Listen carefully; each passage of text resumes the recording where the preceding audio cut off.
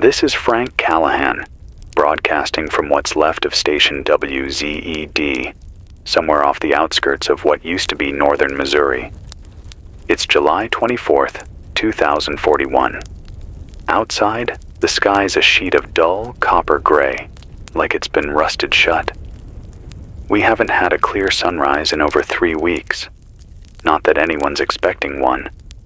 The sun comes up now like a wound behind the clouds, this sullen orange glow bleeding across the horizon, heating everything without ever actually showing its face. I don't know what time it is anymore. The old atomic clocks are off. Cell towers have been down since day 117. All we've got are wristwatches and guesswork. I count the hours by how long it takes for the solar inverters to burn out. We've blown through 5 of them since the surge in June. Subscribe to support the production of this broadcast. It's 98 degrees in here. No wind, just the low hum of the backup battery pack hooked into a hand crank generator, clicking every few seconds like it's coughing through the heat. We sealed the doors at sunrise. Too many ash particulates outside. You breathe that in for more than a few minutes, your lungs start to feel like they're filling with concrete. There's condensation dripping down the inner walls of the studio now. It's not water, it's sweat. From the heat, from me, from the humidity, and from fear, if I'm honest. Some nights it gets quiet in a way that feels wrong. Not peaceful, just absent. The kind of quiet you get right before a building collapses. We're 194 days in. That's what people are saying now. That's how we count. Not by months or dates, but by how long it's been since the day the sky turned white. January 11th, the day they call flashover. You remember it if you were awake for it. You remember where you were, what it smelled like, what you heard. Me? I was out on a highway overpass near Kansas City when the sky went full arc welder. First came the sound, this low animal groan in the clouds, then a blinding light, like the sun was collapsing into itself and taking the rest of us with it. A lot of folks thought it was war. I thought it was an airburst, maybe a nuke, but there was no shockwave, no fireball, just light and heat and silence. By nightfall, the wind had stopped. That was the first real sign something wasn't right. The birds stopped flying. Insects dropped dead on window panes. People started coughing. Then the hospitals got full. That's when the panic started to roll in like a tide. We didn't know what was happening yet. We just knew something was. It took the scientists 3 weeks to even begin to form a theory. And by then, most of the universities had gone dark. Grid failures, riots, evacuations, disinformation. Martial law came to places that hadn't seen a soldier in 100 years. The running theory, if you still trust theories, is that something in the jet stream shifted permanently. Or maybe something triggered a release of greenhouse gases locked in permafrost.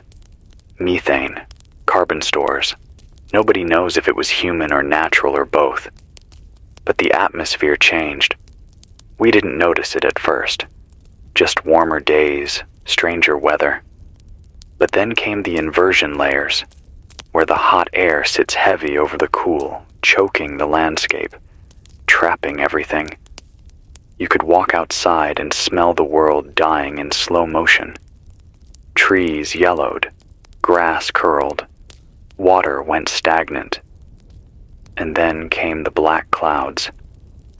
I'm not sure what day it was when the birds stopped singing completely, but I remember the first time I noticed. I was drinking coffee outside the shelter door, about 6 in the morning. You expect a kind of background noise, crickets, crows, cicadas, something alive. But there was nothing. Just the wind pushing ash around like it was sweeping the earth clean of anything that made noise. My ears rang for a while, just from the silence. I haven't seen a child in 37 days. I don't know what that means exactly, but I write it down every day on the corner of the station's corkboard. No children seen today. I think it helps me keep track of something I can't name. The signal's weak tonight. If you're hearing this, you're either within 50 miles or blessed with a miracle rig. I've patched this thing through an old CB line and a handheld satellite unit. We're not on any official emergency network. Those went down with FEMA's final call on day 89. I remember the broadcast. A woman's voice, pre-recorded, said, "This is the final federal emergency update. Shelter in place. Preserve resources. Communications will resume when conditions stabilize." But they never did. They still haven't. That was the last we heard from Washington. We think the capital was moved underground somewhere, maybe Colorado. Maybe not. Some say they left the continent entirely. A few of us still call in using shortwave, but it's rare. Last I heard, someone in Flagstaff said their sky turned blood red and stayed that way. Another voice from Tennessee said the river boiled for half an hour, then went back to normal. I don't know what to believe anymore. What I do believe is this. Something broke, and no one's coming to fix it. I've got an old friend, Marty Bennett. Used to teach environmental systems out at a university in Iowa.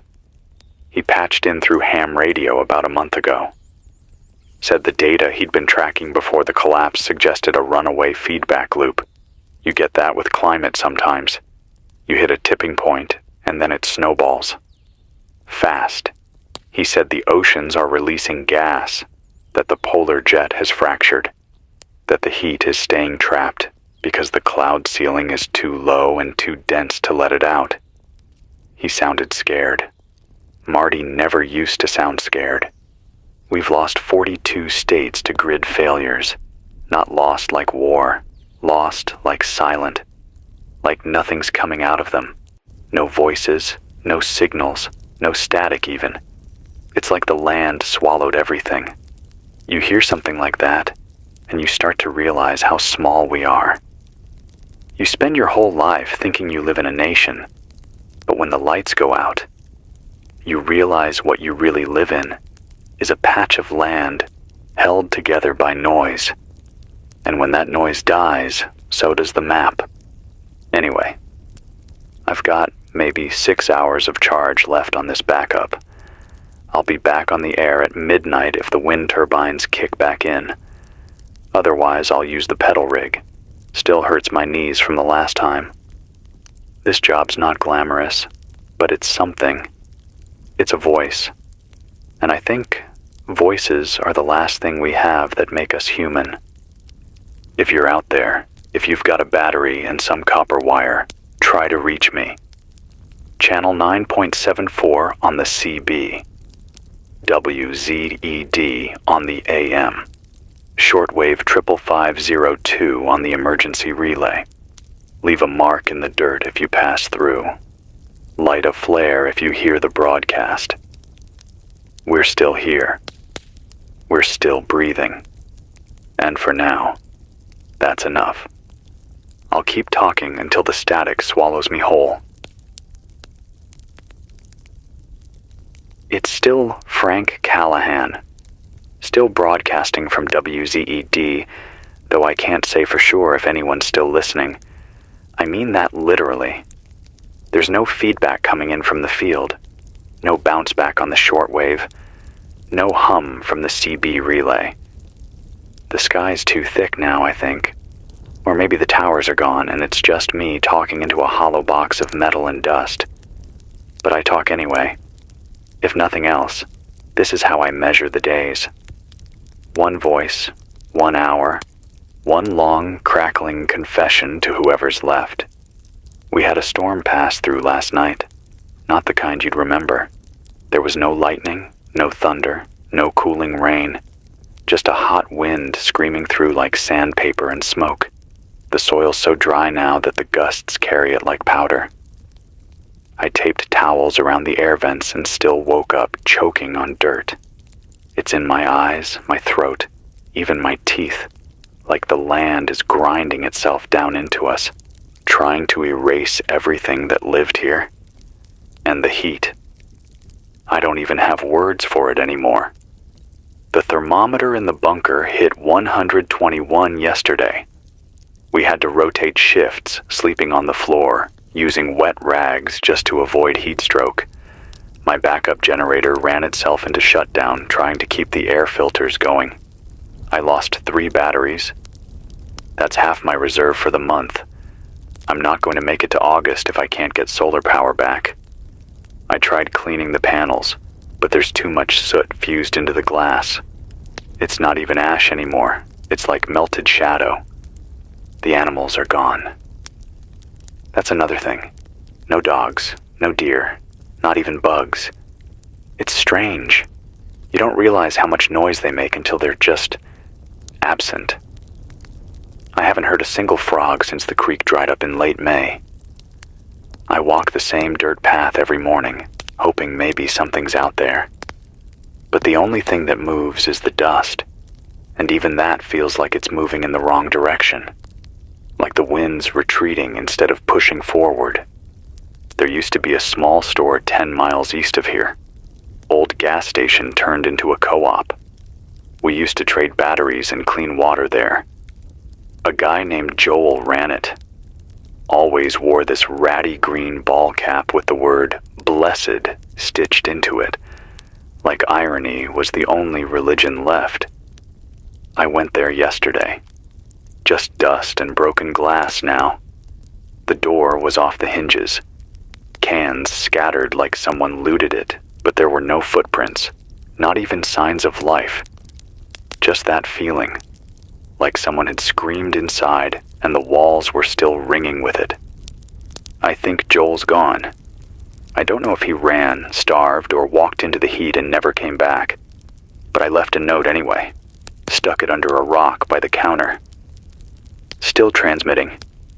Out Zed, still breathing. That's the line I use now. My version of a flare. If someone finds it, maybe they'll come. Maybe not. But it's what we've got. I've been hearing stories. Not many, but enough to make me wonder. Someone from the south, maybe Arkansas, sent out a burst last week. Said they saw bodies lined up along an overpass like they were trying to walk somewhere together. Said their skin was cracked like clay and none of them were wearing shoes, like they'd forgotten they ever needed them. I don't know what that means. Heat stroke, madness, or maybe something else.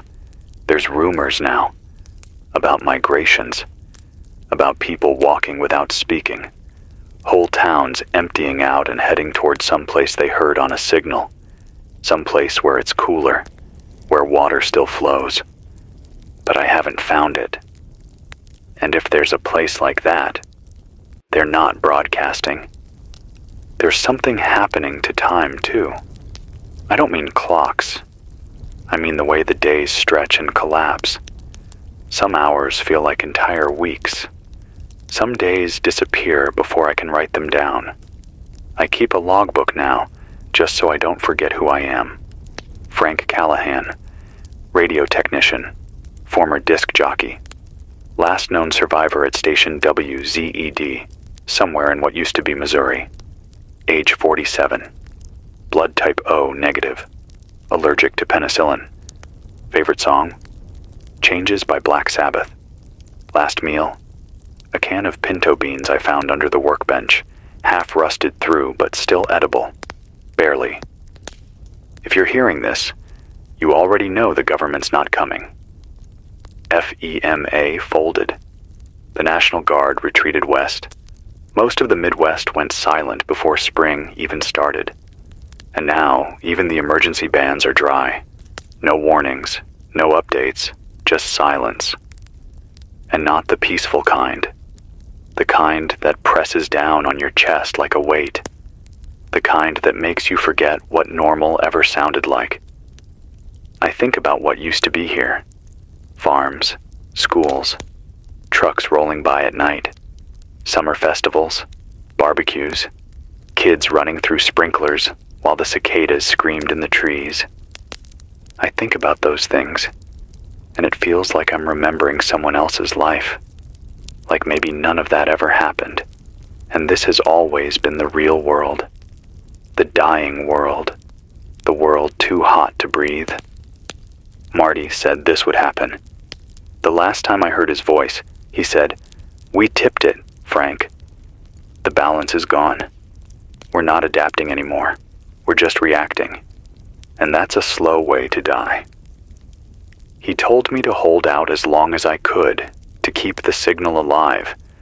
Said information is the only thing that doesn't rot. But what if there's no one left to receive it? I ration water now. 2 cups a day, 1 in the morning, 1 at dusk. Anything more than that, and the tanks run dry. I've got 2 filters still working, but the creek is sludge and the sky never rains. Not real rain anyway. Just oily mist that smells like copper and ash. I haven't dared to drink it. I miss real food. I miss the sound of other people breathing near me, even snoring. Hell, I'd kill to hear someone yell at me again, just to know I'm not some ghost rattling around in an old station no one cares about. I look at my own hands sometimes and wonder if they're real, or just the last trick of a brain cooked slow by heat and silence. I'm tired, but I'm not done. If you're still out there, if you're in Montana or the northern tip of Ontario, or hiding out near the old hydro plants in Quebec, find a signal, build an antenna, try a relay, shout into a pipe if you have to. Just make noise, any noise, because silence is death, and we don't have the luxury of forgetting each other. I'll be back on in a few hours, if the wind lets up and the generator holds. I'll tell you more about what we've lost, and maybe, if I'm lucky, I'll hear something new. Until then, stay breathing. It's me again, Frank Callahan, still alive, still sweating, still broadcasting from the same rusting husk of a radio station on the edge of a county that no longer has a name. I think it used to be Randolph or maybe Cheriton. Doesn't matter. The borders don't mean anything now. Counties, states, all those invisible lines, burned off the map like old ink in a fire. What we've got now are pockets. Pockets of breath, of resistance, of memory. And I guess I'm one of those pockets. I haven't left the station in 5 days. Not since the last walk to the creek ended with my boots melting to the pavement. I'm not being poetic. The asphalt was that hot. I had to peel the soles off with a screwdriver and ice my feet in the backup fridge, which I only run for 15 minutes at a time to save power. They're better now. Blistered, but usable. I'm thinking of making a trip north once the batteries recharge. Maybe check the schoolhouse bunker up in Huntsville. I doubt anyone's there, but I keep telling myself someone might have taken shelter. Left behind a note, a name, a whisper, anything. The heat's not just heat anymore. It's something heavier, more than temperature. It's in the walls, the wires, the damn concrete. It soaks in during the day and bleeds out at night. I used to think heat wave meant days in the 90s. Now I'd call that a luxury. We hit 129.4 degrees Fahrenheit outside at high noon. I measured it 3 times to be sure. You can't breathe air like that. It doesn't go in. It scalds your throat, shrinks your lungs. A man could collapse just walking 5 feet without a mask, and the masks are running out. I burned my last clean filter 2 nights ago, trying to clear space in the hallway vents. There's so much dust buildup, it's like the station is choking from the inside out. I sleep in the recording booth now, door sealed with foam, fan running off a bike crank I welded to the floor. It's crude, loud, but it keeps me from cooking like meat in a sealed bag. I haven't looked in a mirror in a while, but I know I'm thinner. My ribs show when I stretch. My fingers are bony and pink from sun rash. And my voice, it's starting to sound like gravel. Even to me. I don't want to sound hopeless, but this is the part where things break, isn't it? Not suddenly. Not like in the movies. Just a slow peeling away of what used to matter. You stop brushing your teeth. You skip writing in the logbook. You eat cold beans straight from the can because heating them feels wasteful. Then one morning, you forget how long it's been since you saw another face. That's when the dark thoughts creep in. Real quiet, real gentle. Like they don't want to wake you. They just want to lay beside you a while and whisper things you shouldn't hear. But I push them back. Because I still have this signal, this voice, and somewhere out there, I have to believe there's someone still listening.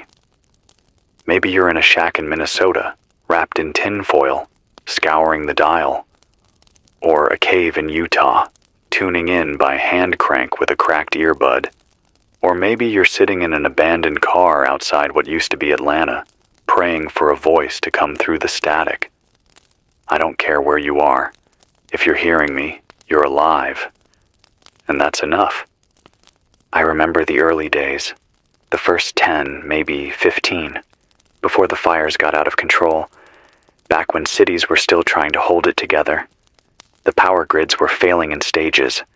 California first, then Texas, then the Northeast. The media kept spinning it as temporary brownouts, overloads, rolling disruptions. But we knew better, especially once the hospitals started overflowing. Not from burns, not from wounds, just dehydration, confusion, hallucinations. Heat stroke was turning people into ghosts before they died. They'd stop making sense, start wandering. Some just walked into the sun and never came back. Day 21 was when the rioting really began. Not for food, for water. That's when things snapped. I had an old friend, Mark, worked security in St. Louis. Said his last week on the job, they had 5 officers die in the span of 48 hours. Not from violence, from collapsing on patrol. Heart failure in men under 40. Heat exhaustion that turned fatal in minutes. Mark said they tried using drones to patrol the streets after that. But the drones overheated too. And the people? The people turned on each other. Not out of hatred, out of desperation. You can't understand what thirst does to someone until you've seen it up close. When a person looks at a bottle of water like it's God and murder becomes a means of worship, you stop seeing friends. You see threats. You see ration lines as ambushes, communities as traps. Then came the silence. Day 48, I think. The federal emergency network went dark, one by one. First, the automated messages stopped updating. Then they looped. Then nothing. That's when I started staying on the air 24/7. I rotated sleep cycles, pedaled through power outages, rationed water like it was gold. Because if I lost this broadcast, I'd lose the only connection I had left. Not just to people, but to time, to memory, to sanity. And here I am, still talking, still here. I tried sending out a drone last week, a little quadcopter I salvaged from the tech room, hooked a cheap webcam to it, set it to circle 10 miles out. It made it 6 before the battery swelled and died in midair. I only got back 1 minute of footage, but what I saw chilled me more than the heat ever could. Empty houses, doors open, tables still set with meals half-eaten, toys in yards covered in soot. No bodies, no signs of struggle, just gone. Like everyone stood up at once and walked into the heat. No bags, no panic, just absence. I don't know what it means. I don't think anyone does anymore. I'll try to rig up another broadcast after sunset, when the heat drops below 110. Maybe then I'll have enough juice to boost the signal. I'll share what I can. Updates. If I hear anything new. If I don't, then you'll know the silence is growing. But for now, this is still WZED. Still Frank Callahan. Still alive. Still breathing. And if you are too, then we're not alone yet. The power dipped twice in the last hour. Once during the update loop, and again while I was boiling water. I've got the rig stabilized now. Had to cut one of the solar battery lines entirely, which means I'm down to 40% storage. But I'm still transmitting. Still here. Still Frank Callahan. It's sometime after midnight, but I don't know what day anymore. Doesn't matter. The numbers don't mean anything once the sun stops rising like it used to. Now it just creeps. A smear of light on the horizon. No warmth, no color. Just this sickly dull gold that makes you feel like your skin is already burning. It's been 194 days since everything tipped, and the sky still looks like it's mourning something it won't talk about. The clouds hang low and motionless. No real wind anymore. Just currents of heat that feel like they come from the ground, not above. I stepped outside earlier to reset one of the antenna brackets. The bolts had popped loose again from the heat, and I could feel it pulsing up through the soles of my boots, like the planet was exhaling and it didn't care who it burned. The river's gone. That's what I came on to tell you tonight. The Chariton. I walked to the bridge just to be sure, and there's nothing left. Not even a muddy trickle. Just a bed of cracked, splintered earth and the bones of catfish bleached under a sky that doesn't blink. You don't understand what that means unless you lived here. That river's been there for hundreds of years. Used to flood every spring. Towns used to complain about it. Now we'd trade anything just to see it rise again. No water means no crops, and no crops means the last local growers who were holding out, they're done. I passed the remains of a cornfield on the way back. All stalks burned to the height of my knee, black and brittle like the inside of a dead cigarette. And the smell? It's not like smoke anymore.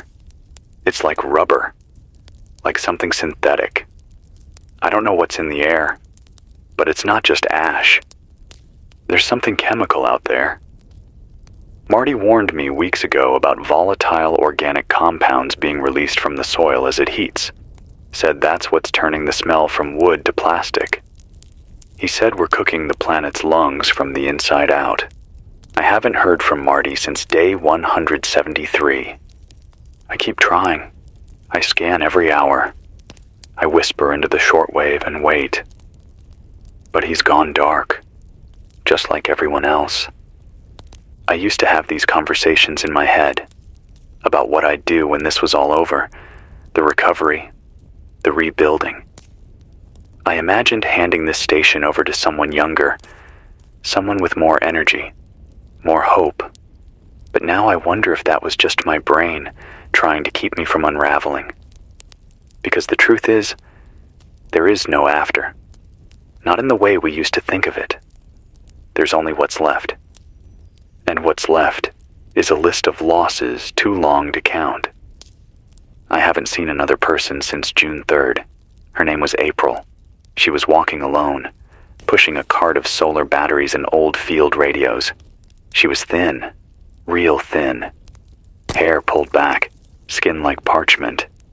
But her eyes were fierce, like the world hadn't touched that part of her yet. We talked for an hour. I gave her what food I could spare. She gave me a list of old call signs, people she'd heard back from on the road. Most were already dark. But there was one, KZTX, somewhere near Fargo. Still active, she said. Still clean water. Still broadcasting. I tried every night for 2 weeks. Nothing. Either the signal can't reach this far, or it was just hope in a broken voice. I hope she made it. April, if you're out there, I still think about what you said. About not waiting for someone to save you. About building a future, even if you're the last one alive. You said the act of recording the present was an act of rebellion. That memory was a weapon against collapse. I didn't understand it then, but I think I do now. This signal might not make it far. It might die in the wind or melt in the heat before it ever hits a radio dial. But I keep it alive because memory deserves to fight.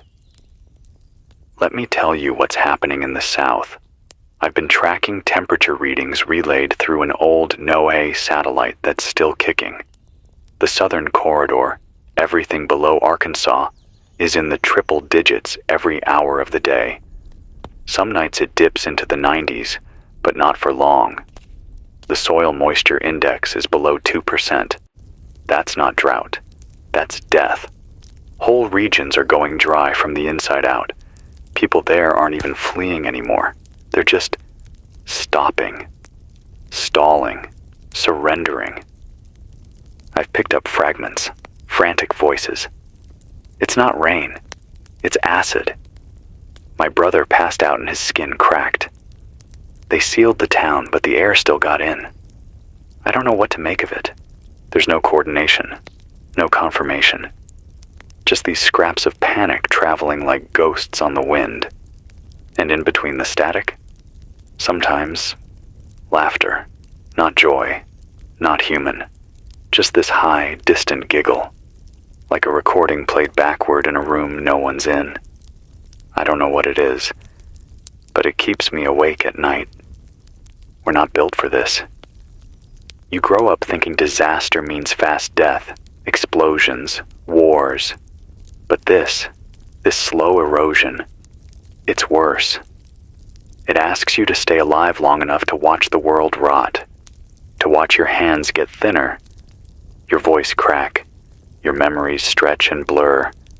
It asks you to endure. And that's what I'm doing. Enduring. I think the wind's shifting again. I can hear the solar panels groaning on the roof. I'll go up there at first light, see if anything needs realignment. I'll drain the filters. I'll patch the leaks. I'll keep this place going one more day, because maybe that's all we can do now. Keep going. One more day. If you're still alive, drink slow. Move at night. Cover your mouth. Boil everything. Don't trust still water. Don't eat meat that's been sitting in the heat more than 20 minutes. And write things down. Not just survival tips, your name, your past, your favorite songs, the name of your first friend. Write it all. Because if this world burns out and someone else finds us buried under the ash, I want them to know we were people. Not just statistics. We were people. I'll be back after sunrise. This is Frank Callahan. WZ. Still transmitting. Still breathing. It's morning again, I think. The light outside doesn't really change anymore, just sort of cycles through shades of brown and beige. But there's a faint warmth crawling through the east wall, which tells me it's probably between 6 and 7. That, or my body just doesn't care about time anymore. Either way, I'm awake. Still here. Still Frank Callahan. Still transmitting from what's left of WZED, though calling it a radio station feels generous now. It's more like a bunker with a personality disorder. I slept maybe 3 hours last night. The rest was spent listening to the roof creak and groan like it was trying to lift off and fly away. The heat's doing strange things to the building, warping metal, snapping bolts, making walls sweat. I had to shove an old bookshelf against the west door because the hinges are warping and the latch won't hold. Every now and then, something knocks. Not a person, just expansion. The sound of matter losing its shape. The silence is louder now. I don't know how to explain it. There used to be birds, then there weren't. Then the insects stopped, then the hum of distant engines. But now even the wind feels like it's holding its breath. You sit in it too long and you start hearing things. A voice calling your name. Footsteps. Music you haven't listened to in years. I spent 20 minutes yesterday following what I swore was the faint sound of a piano. Turned out to be a busted wind chime tangled in a broken antenna. But for a few minutes I really believed it. That's the dangerous part. Hope doesn't die. It just gets weird. The generator sputtered again this morning. It's not the fuel, it's the heat. These machines weren't built for this kind of temperature. The oil turns to sludge. The wires soften. The fans fail.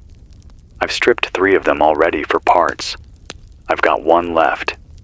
If that one goes, I'm down to pedal power. And if I'm being honest, I'm not sure my knees can handle that anymore. The swelling's worse. Every time I try to stand after a long shift, it feels like my legs are full of gravel and glass. But I keep doing it. Because the idea of silence terrifies me more than the pain. I got a flash signal last night. Just 2 bursts. An old call sign, WRKD 880, somewhere near the northern border. It was brief, just static, then a voice clipped in, "Hold fast. More coming. Repeat, more coming." Then silence. I tried responding but got nothing. No bounce back, no confirmation. Could have been a glitch. Could have been a recording loop. Or it could have been real. More coming. I don't know what that means. Reinforcements? Refugees? A new surge in the heat? Maybe someone's found a shelter big enough to house more than a handful of people. Maybe someone's organizing again. There was a time when we had networks, ham relays, CB chains, courier systems. But the heat scattered everything. You can't build anything when the ground won't stop boiling. Still, I wrote it down. Hold fast. More coming. That phrase keeps echoing. I found a pack of photos in the old filing cabinet yesterday, covered in mildew and mouse droppings, but a few were still salvageable. Mostly pictures of the staff, back when this station was alive, back when we had interns and coffee machines and midday weather reports. There's one photo that stopped me cold. A group of kids visiting on a field trip, smiling, big headphones on. One of them pretending to speak into the mic I'm using right now. I stared at it for a long time. I tried to remember what year that was. Couldn't. Tried to remember the last time I heard a child's voice. Couldn't. That kind of forgetting does something to you. I've been rationing my thoughts now. I know that sounds strange, but if I let my mind wander too far, it always finds the same cliff edge. The what if no one's left edge. The what if I'm the last voice bouncing through a dead sky edge. So I keep it shallow.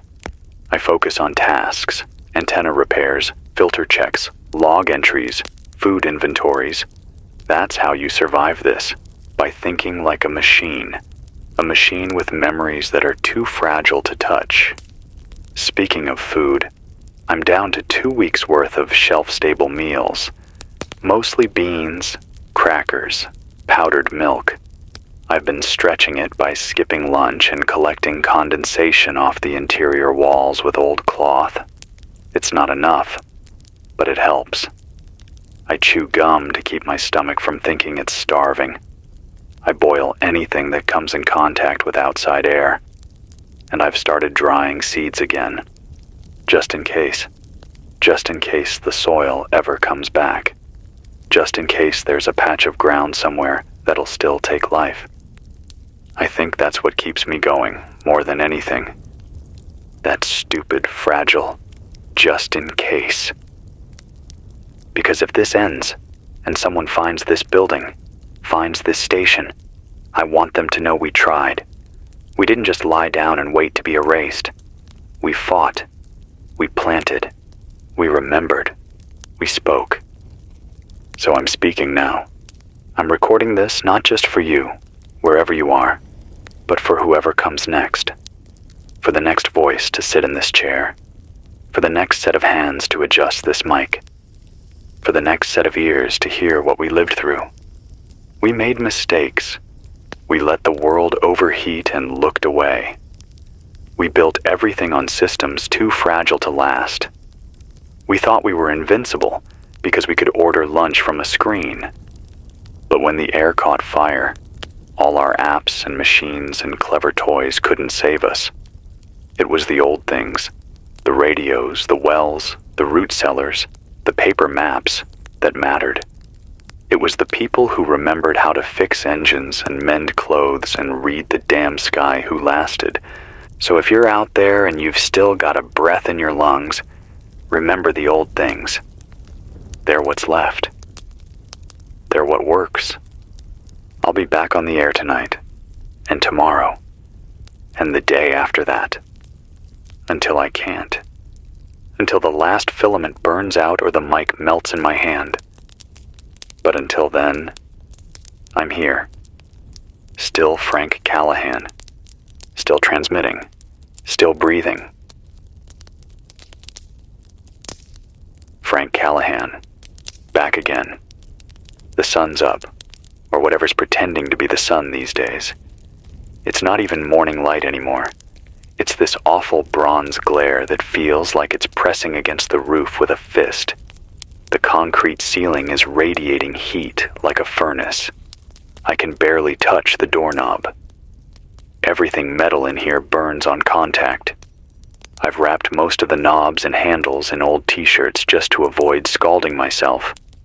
There's a heat rash crawling up my neck, and I'm keeping it at bay with vinegar wipes and prayers. I had a mirror in the break room. Took it down 3 days ago. Couldn't stand looking into it. I don't look like me anymore. None of us probably do. The walls are sweating. The actual walls. I don't even know what to call it. Condensation, humidity, something rising from the floor and clinging to the paint, like this place is trying to breathe through its skin. It smells like warm dust and rusted wires. When I wake up at night, I keep thinking I hear the place whispering. I know it's just the creak of expansion joints and air bubbles moving through the broken ventilation lines. But when you've been alone this long, even those noises start to feel like company. I think I heard thunder this morning. Not real thunder. More like something groaning across the sky. Deep, low, stretched out. Like the earth grinding its teeth. I stood outside with my hand on the doorframe, waiting for rain. But nothing came. Just dust. Always dust. The ground is cracking in long, deep lines. Not earthquakes, just heat stress. The land is tearing open like old leather. The trees are skeletons, hollow trunks that shatter if you lean on them. There's no green anymore. No flowers, no bugs. Just this scorched monochrome where everything's either gray, brown, or some shade of bone. I keep thinking about my sister. Her name was Katie. Lived out west, near Reno. Had a little apartment with a view of the mountains. We used to talk once a week, back before all this started. She hated the heat. Hated it. Always joked about moving to Alaska. Said she'd rather deal with snow than sweat. I haven't heard from her since February. That was when the roads started melting and the cell towers overloaded. I left her a voicemail the night the power failed. Told her to get to higher ground, to take water, to head north. I don't know if she ever did. Katie, if you're out there, I still think about you. Every day. Sometimes I dream she made it. Found a cabin somewhere in the Canadian Rockies, maybe near Banff or Jasper. Clean air, cold nights, maybe even a river that still runs. I imagine her cooking on a wood stove, reading by candlelight, keeping a journal. I tell myself she found a way. Because if I let myself believe anything else, I wouldn't get out of bed. The worst part about all this isn't the heat or the hunger. It's the forgetting.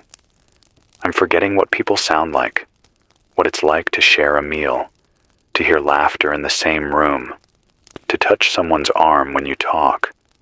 There's a kind of rot that sets in when your world shrinks to a single voice, your own. You start to lose track of where you end and the walls begin. I found an old recording in the archive room yesterday. Must have been from 10, maybe 12 years ago. Local band came in to do a live session.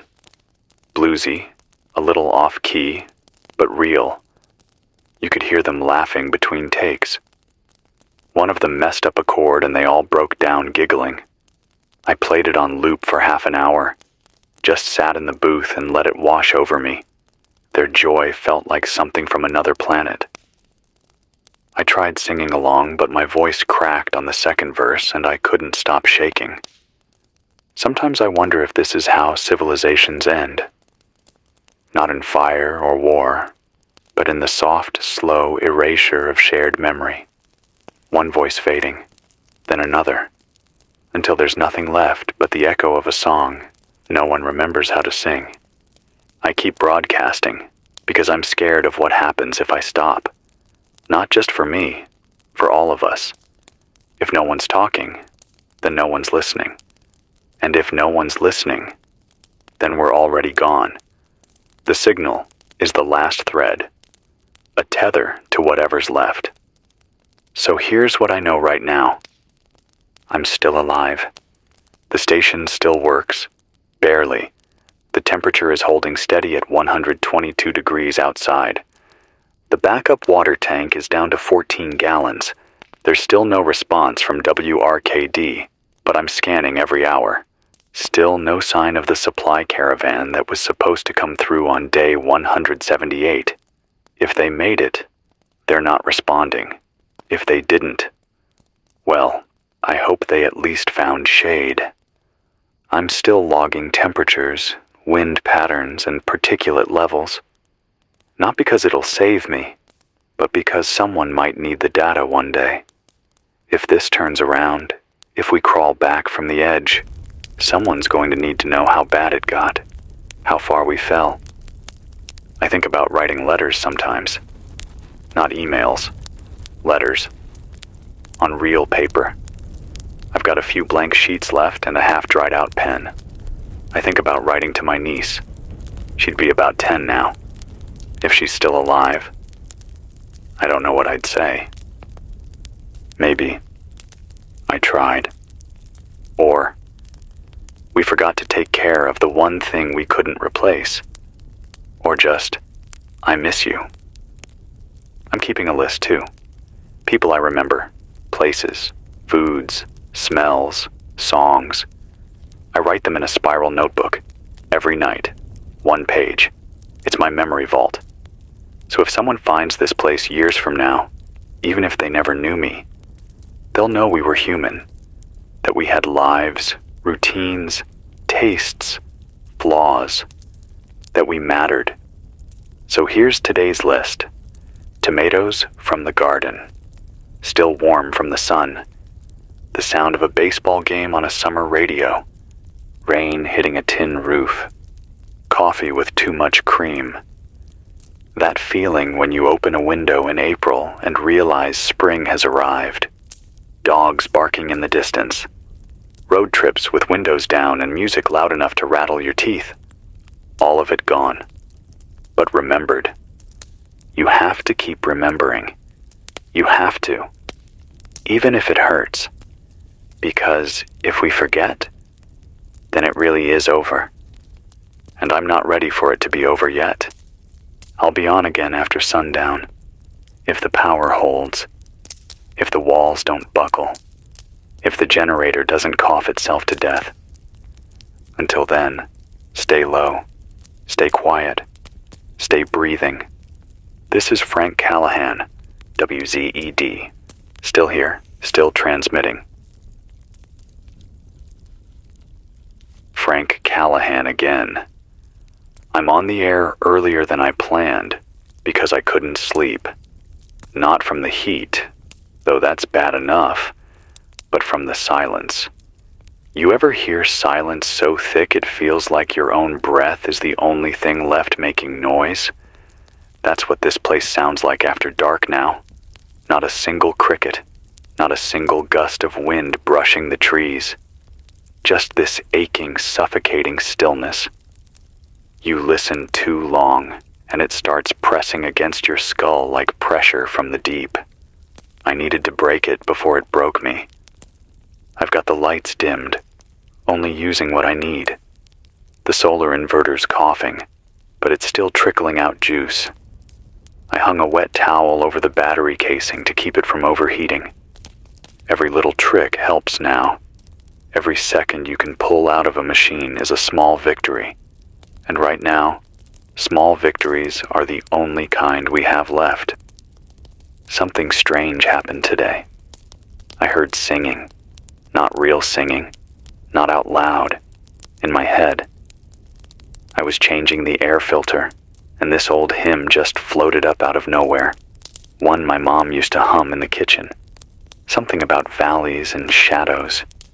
I hadn't thought about it in years, but suddenly I could hear her voice clear as day, like she was standing right behind me. I dropped the wrench, nearly broke my foot, spent the next 10 minutes sitting on the floor, shaking like a leaf. Not because I was scared, but because I realized how close I am to forgetting the sound of her voice.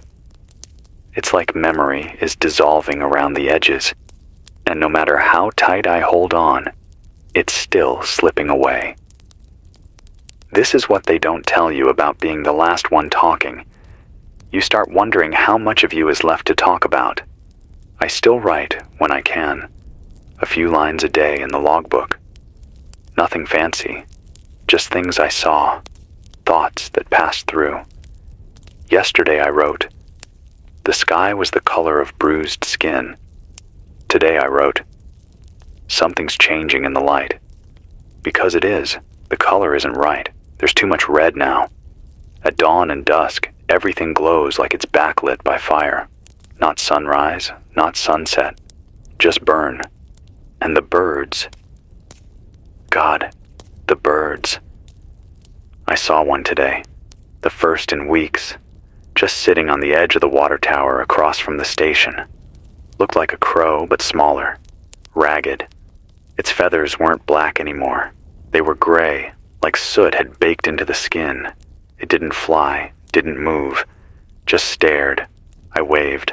I don't know why. Habit, maybe, or hope. But it never blinked, and after a few minutes I realized it wasn't alive, just stuck there somehow. Wings dried open, legs clamped to the rusted railing like it had died mid-watch, guarding nothing. I buried it when it fell. That's the kind of thing I still do.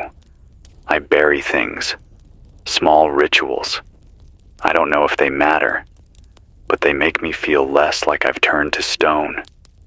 There's talk, well, whispers, more like, about the West Coast. Some signal bouncing around the edges. Not words, just clicks. Rhythmic, precise. Morse code, maybe.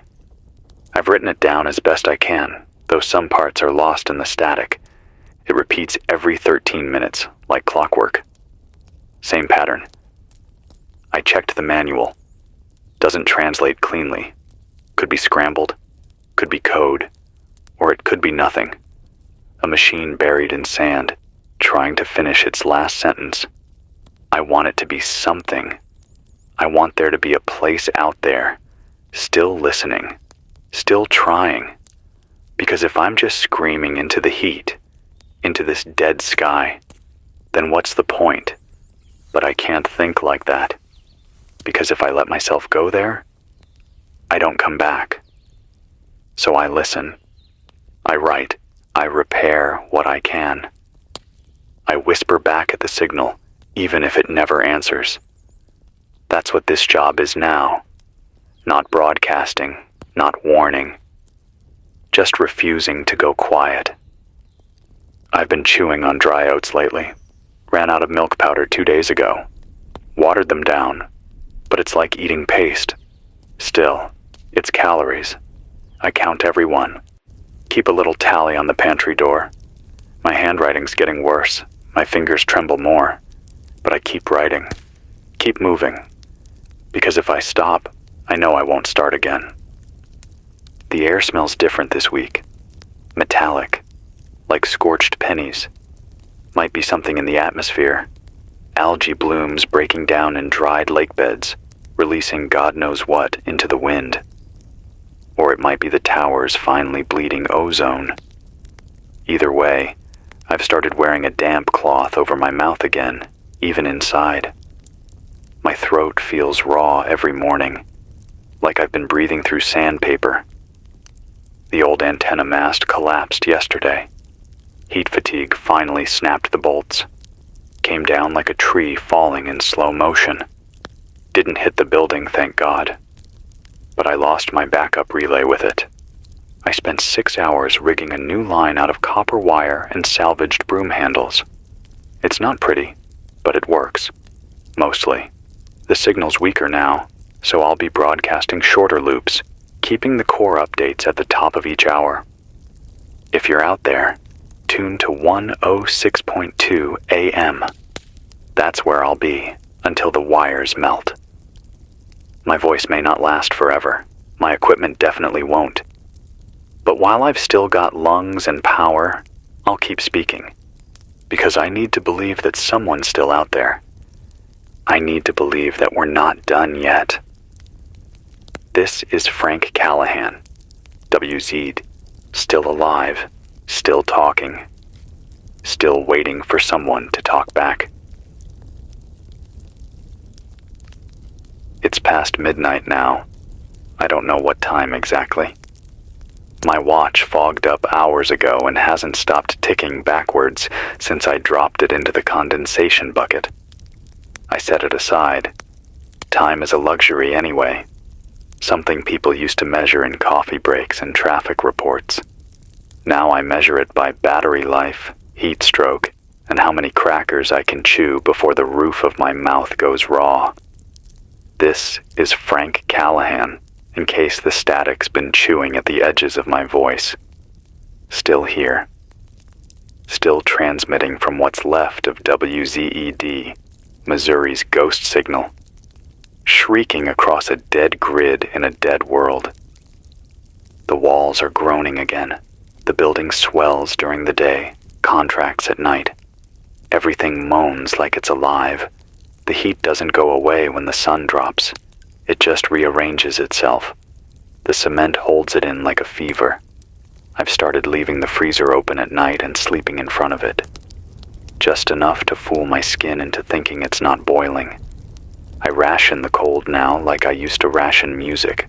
5 minutes at a time, eyes closed, pretend I'm somewhere else. I don't dream anymore. Or maybe I do, and I just don't recognize them as dreams. Last night, I saw a hallway lined with TV screens, each showing footage of the world before.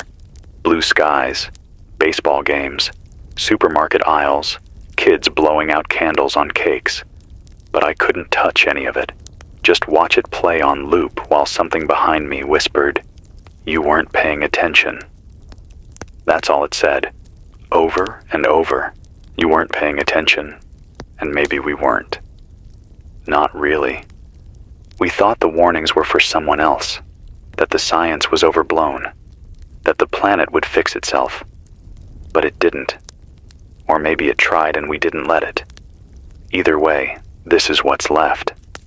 Dust, silence, heat that cooks concrete, and a radio signal no one asked for but I keep sending anyway. I heard a voice earlier, real, faint.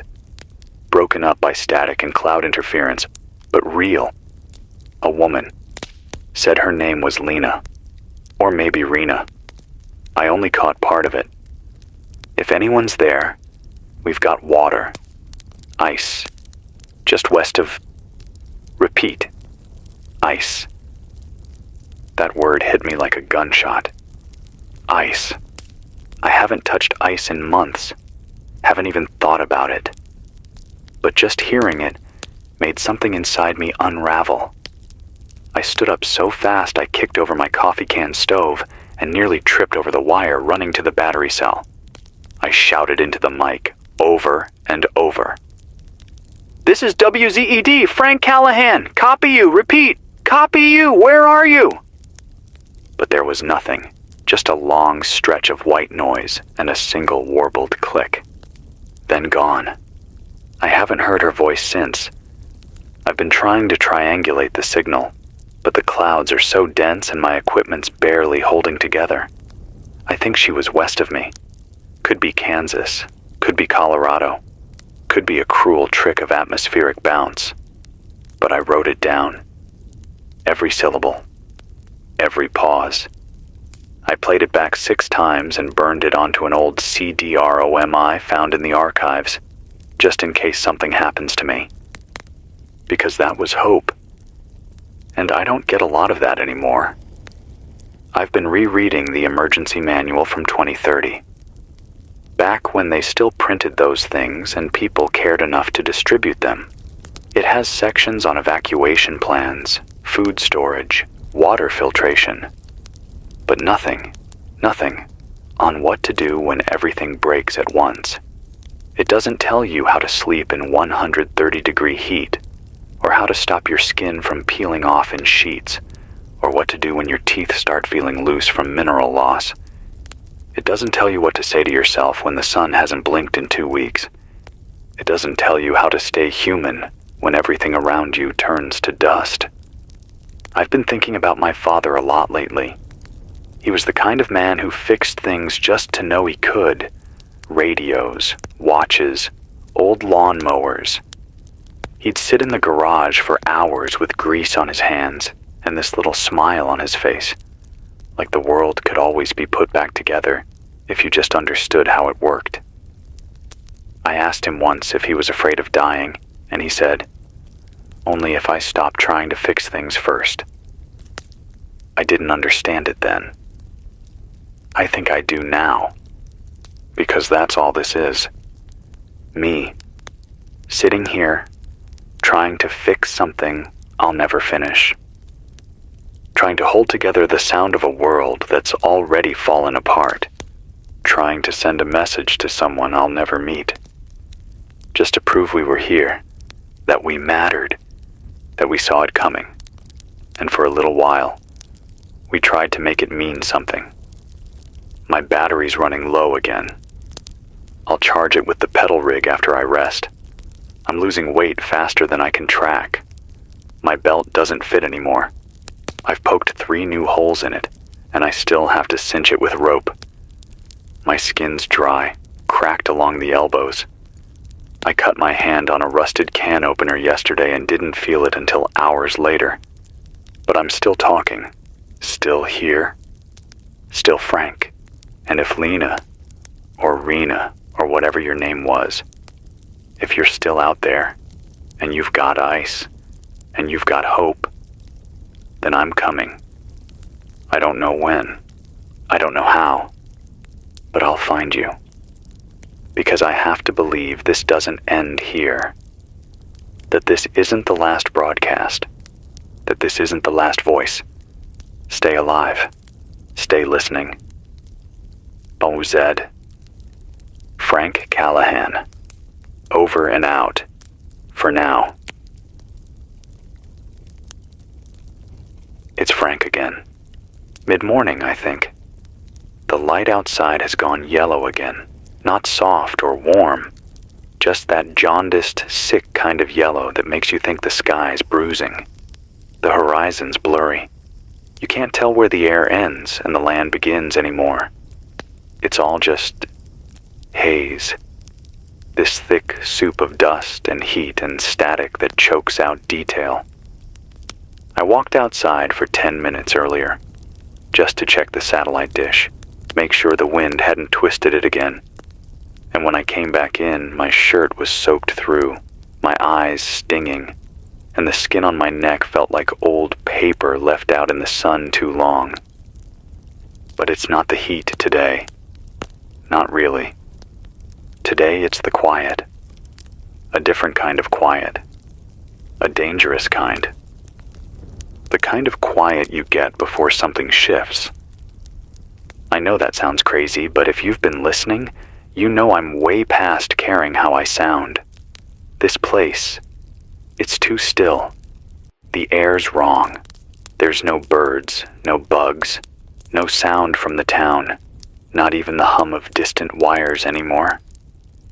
It's like everything stopped breathing at once. Something's coming. I can't explain it. I just feel it, like pressure in the walls, the kind of pressure that comes before a storm. But it's not a storm, not water. I think maybe the atmosphere's collapsing further, or maybe the sun's spitting something new. I've been watching the readings, solar radiation spikes, barometric pressure acting drunk, and I swear, the temperature is rising even faster now. Like something's accelerating. I don't know what it means, but I know what it feels like. It feels like a countdown. I tried raising Lena again this morning. No answer. Just silence and a brief spark of feedback that sounded like screaming. But maybe that was just my own head looping noise into words. I don't know anymore. The brain plays tricks. Especially when you're alone long enough. Especially when you start talking back to yourself in the mirror and answering like you're a different person. I caught myself doing that yesterday, talking to my own reflection, asking it what it remembers. I wasn't pretending. I honestly felt like it wasn't me anymore. Same face, same busted nose and cracked lips, but the eyes weren't mine. They were watching me. And I asked them, "Do you remember spring?" And they didn't answer. I think I cried after that. I don't remember. All I know is, I woke up hours later, curled up on the tile floor with a pack of dried peas, clutched in my hands like it was a child. It's not just the world breaking. It's the inside stuff now. The human stuff. That's going too. And I think that's worse than the heat. Because if the signal dies, and the buildings fall, and the maps fade, but we still feel something, still mourn something, then it means we're alive. But when the mourning stops, when the pain turns into routine, that's when we've lost. I'm not there yet, but I feel it creeping, like the heat. Slow, patient, total. I tried cleaning the solar panels again this morning. Useless. The soot isn't soot anymore. It's fused glass. The sunlight can't get through. I might get another 3 days of battery power. After that, I'm running blind. Just the pedal rig and what I can scrape from broken tech. I've started pulling wiring from the old broadcast vans behind the building. Their tires melted to the asphalt. The doors are fused shut. But the copper is still good inside, so I've been sawing through panels to get what I can. It's barbaric work. Takes hours. Burns your hands. But it keeps me from thinking too much. That's the secret to staying alive now. You don't think, you do. You act. Because the moment you stop moving, the silence presses in, and it starts asking questions you can't afford to answer. Like what happened to Kansas City, or Denver, or why you haven't heard a single child laugh in months, or if there's anyone left to hear this voice except for ghosts and dead towers. I found an old map in the utility closet. Water-stained, curled at the corners, but legible. I pinned it to the studio wall, started marking towns that have gone silent, circling the ones that might still have people. I added Lena's broadcast as a red dot. Ice, I wrote under it in block letters. Just that. Ice. Because that's the only word that matters now. Water you can hold. Water you don't have to boil. Water that cools instead of scalds. That's more precious than gold. I've marked 36 cities as dead zones, 13 with confirmed silence, 4 with suspected survivors, 1 with ICE. It's not a war map. It's a memory, a prayer, a list of last hopes. I talk to it sometimes. I think I'll try to make the trip soon.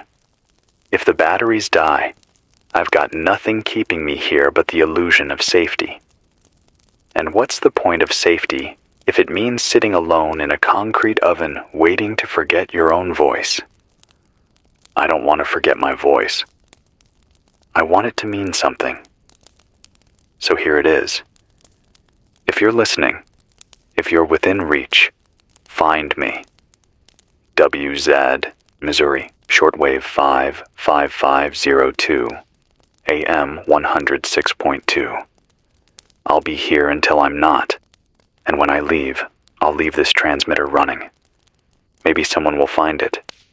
Maybe someone will hear my voice, weeks from now, whispering through the static like a ghost who refused to shut up.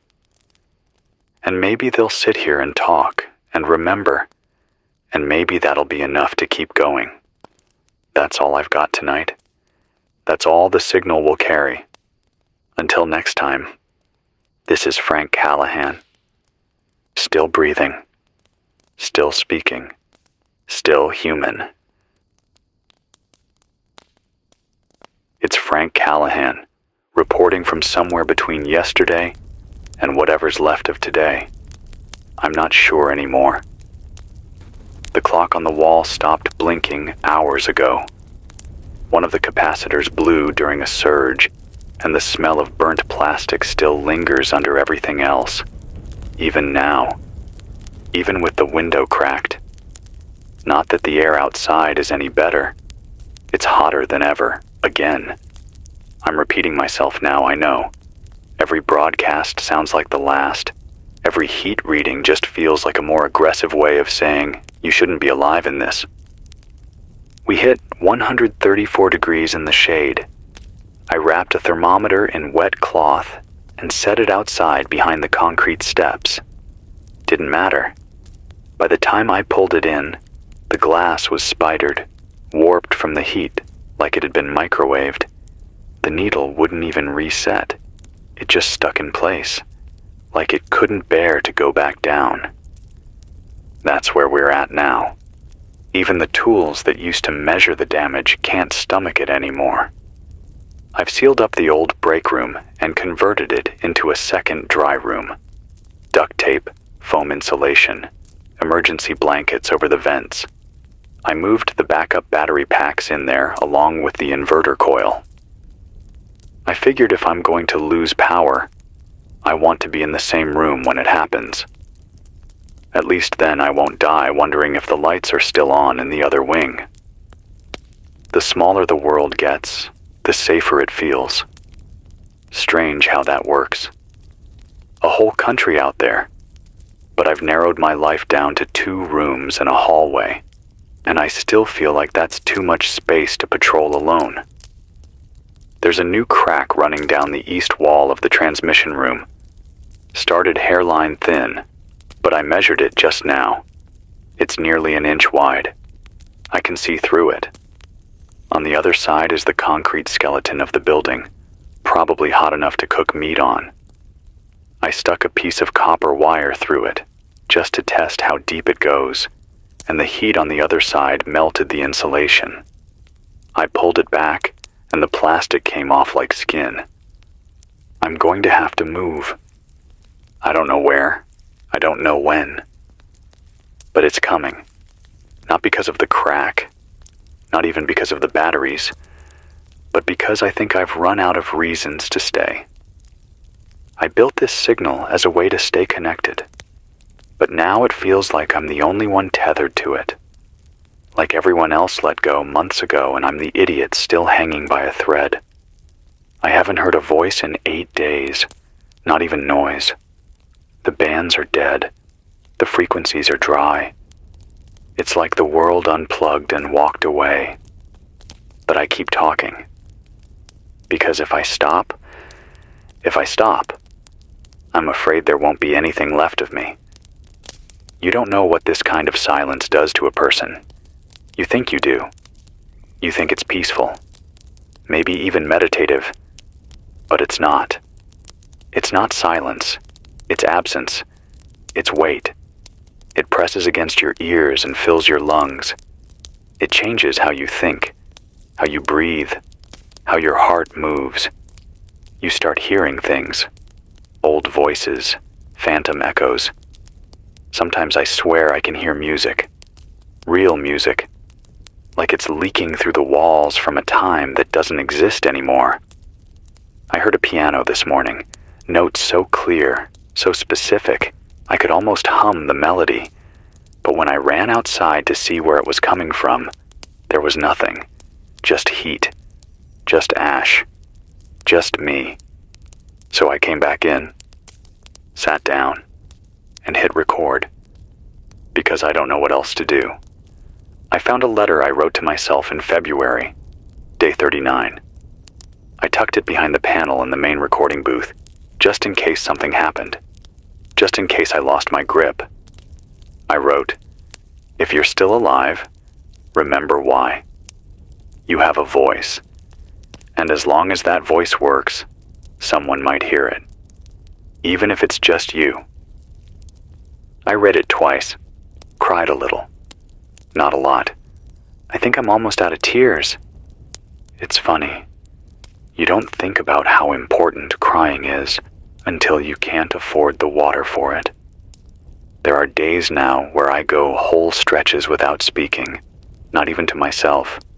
I save it for the mic, for these moments, for you, whoever you are, if you're there. Maybe this transmission is just bouncing off ruins. Maybe it's reaching a dead satellite looping forever.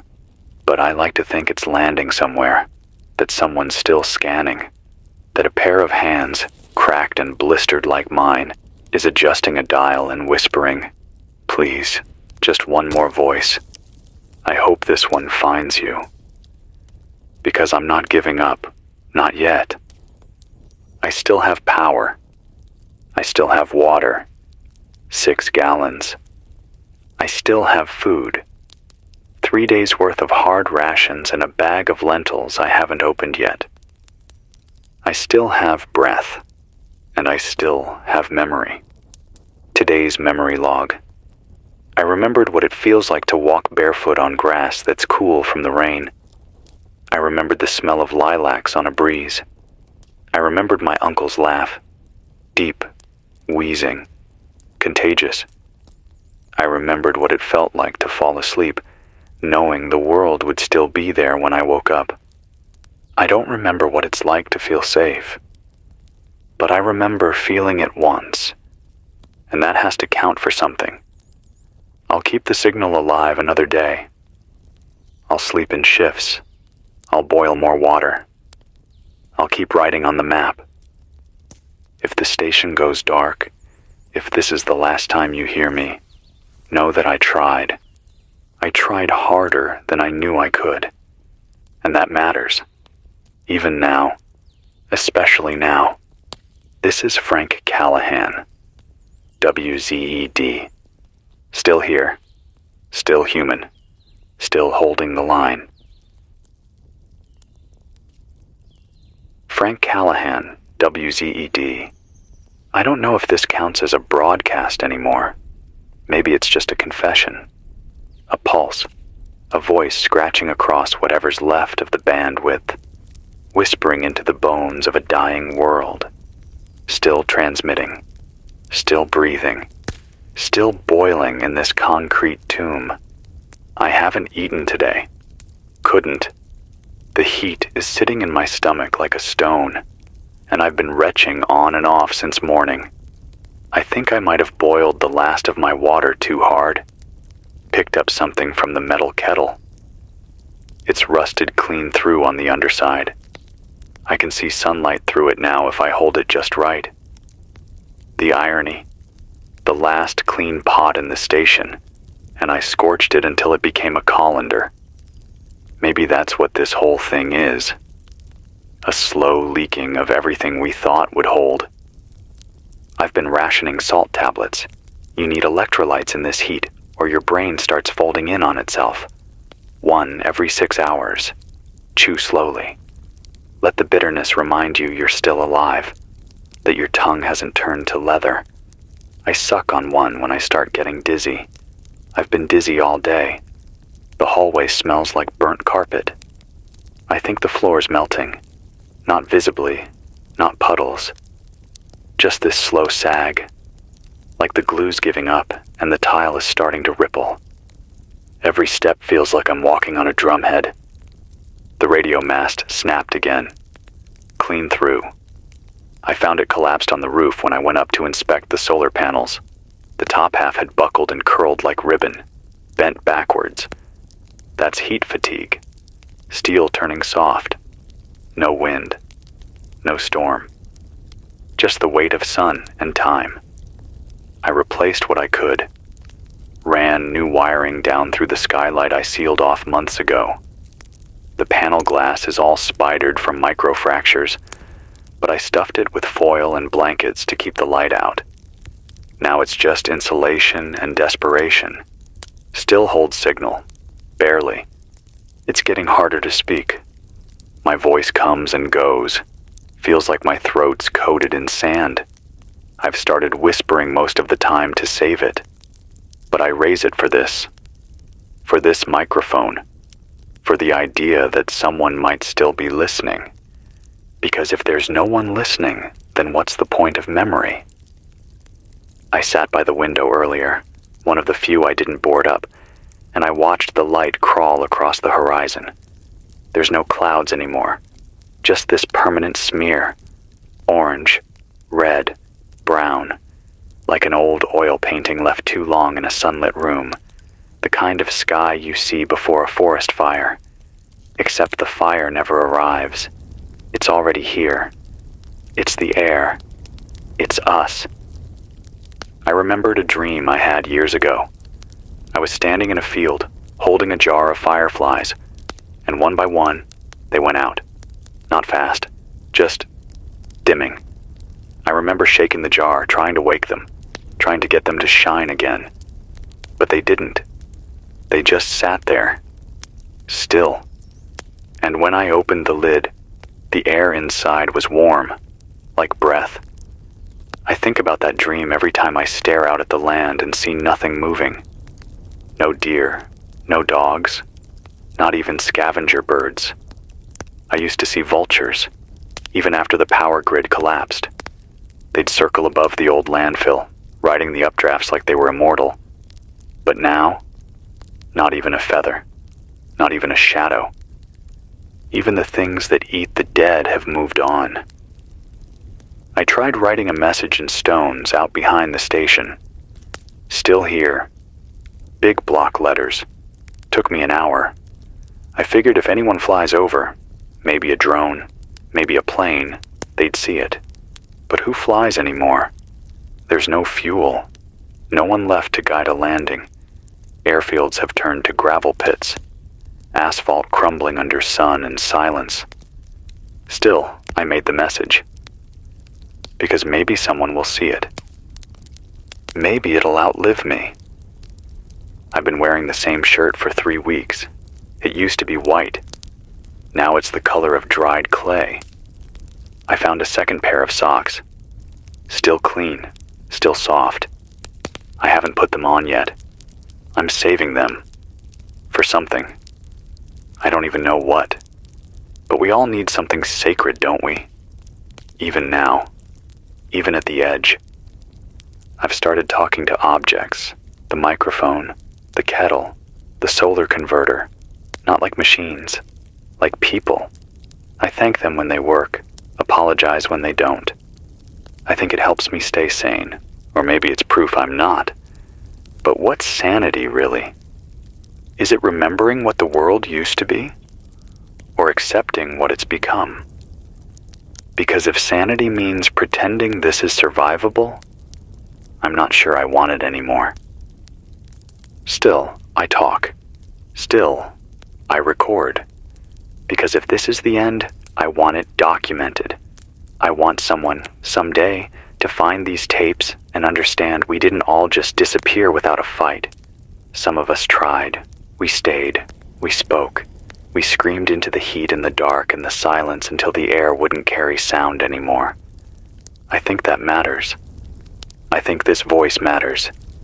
If you're still there, if this is reaching you, remember that. You matter. Even if no one sees you. Even if no one replies. Even if the whole world turns its face away, you're still here. And so am I. Uzed. Frank Callahan. Still human. Still holding on. Still speaking. Frank Callahan, WZED. The signal's thin tonight. Almost too thin to carry a full voice. I've rerouted power twice, bypassed the inverter, switched out one of the coils with a scavenged copper filament I pulled from the emergency light circuit. It's barely holding. Everything's humming wrong, like it's alive, but sick. The station's dying, or maybe I'm just hearing what I didn't want to hear until now. The slow fade of everything I thought I could keep running. It's hot, hotter than it's been all month. The thermometer reads 137.2, but that was an hour ago, and the gauge needle's bent sideways now, stuck like it's trying to claw its way off the dial. I keep expecting to find puddles on the floor, not from leaks, but from the walls themselves. The paint's peeling in long curls. The tape seals on the windows are softening, drooping like they're tired of clinging. This place is sweating from every surface. I'm sweating too. My shirt is plastered to my back, and I stopped feeling thirsty 6 hours ago. That's not good. I've been hearing distant booms. Not thunder, not bombs, just low, rolling cracks that seem to echo up from the ground, like the crust is shifting, or the water tables are collapsing into themselves, or the heat's finally reaching the bones of the earth and snapping them.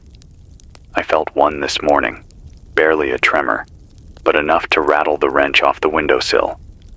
I caught it mid-air, purely by instinct, didn't even think, just moved. And then I laughed. Laughed for a solid minute, because I realized I haven't caught anything in weeks. Haven't reached for anything that moved, because nothing moves. Until that wrench. And my hand was just ready. Like muscle memory remembered life better than my mind does. It scared me how fast I reacted.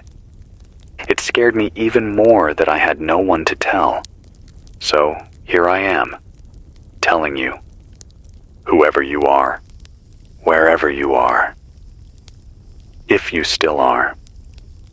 I patched another hole in the water tank today. A slow leak, just a steady drip, drip, drip near the valve. I wrapped it with rubber and clamped it shut with 2 pieces of copper from an old radio tuner. Not pretty, but it works. At least for now. That's how I live now. For now. Every fix is temporary. Every patch a promise you make to your future self, and pray you live long enough to regret it. I think about that sometimes. Future me. What he'd think if he walked into this place. Would he curse me for staying? For not walking north months ago, when the signals still crackled out of Ontario? Or would he thank me for keeping the lights on, for keeping the voice alive, for writing down every useless number and every memory I could dig out of my scorched brain? I think he'd just be tired. I'm tired too, but I don't stop. Because I promised I wouldn't. There's a piece of rebar sticking out of the west wall now, cracked loose from the concrete. I touch it when I walk past. It's hot, always hot. I started thinking of it like a person, like someone holding a hand out through the wall. Not to help, just to remind me I'm not the only thing here still holding together. That's all I'm trying to do, hold together. I found a photo today, not mine. Tucked into a radio manual behind the console. Must have been left by someone years ago. A woman and a boy, standing in a field. Summer clothes, wind in their hair. The kid's holding a toy airplane, arm outstretched like he's about to throw it straight into the sky. I stared at it for 20 minutes, tried to imagine what that air felt like, tried to remember what grass that green smelled like. Couldn't. I've forgotten what green smells like. So I pinned the photo to the wall above the mic, because even if I don't remember, I want to believe it was real. That kind of world, that kind of sky, that kind of joy. I rationed half a can of beans tonight, cold. No time for heating. Not worth it. I chewed slow, pretended it was something better, pretended I was sitting at a table again. Maybe my sister's kitchen, the one with the blue curtains and the peeling linoleum. She used to make soup with beans and garlic and whatever scraps she had in the fridge. Said it wasn't about what you had, it was what you could make of it. I didn't understand her then. I do now. It's all scraps, everything, but we still make something of it. That's survival. That's the thread I hold on to. Even when the world is burning and the sky doesn't blink and the air is too thick to scream through, I sit here. I press record. I send this signal out into the heat. Because maybe someone's listening. Maybe someone needs to hear it. Maybe you do. So here it is. The update, if you're keeping track, still 137 and climbing. Solar array is at 42% and dropping. Water stores at 5.2 gallons. Food for 4 days, maybe 5 if I start skipping again. No voices on the bands, no movement on the ground, no change in the light. Just the same sky, the same ache, the same voice. But I'm still here. I'm still talking. Because as long as I can say something, then I haven't gone silent. And I refuse to go silent. Not now. Not at the end. Not until this station melts into the ground and takes me with it. This is Frank Callahan, WZED. Still transmitting, still breathing, still remembering, even if it's just into the void. Still here, Frank Callahan, voice like sandpaper and lungs full of dry breath, calling out from WZED one more time because I don't know what else to do with myself. I should be resting. I should be asleep. But the heat's crawling into the walls again, and there's this low whine coming from the north end of the building. Some old pipe or duct or ghost that won't shut up. So I'm talking back to it, like always. I found mold on the bread. Not fuzzy green, not even that soft white kind you can cut around and pretend it's safe. This was black, sticky, toxic looking, the kind that smells like rot even before you open the bag. I stared at it for a good 10 minutes, then threw it in the trash. Not because I have something better to eat, but because I couldn't make myself chew it. I wanted to. I really did. I'm that hungry. But something about it, no. Not today. Still have beans. Still have crackers. Still have that last emergency bar in the filing cabinet drawer. I tell myself I'm saving it for a real emergency. But let's be honest. That moment passed 3 weeks ago.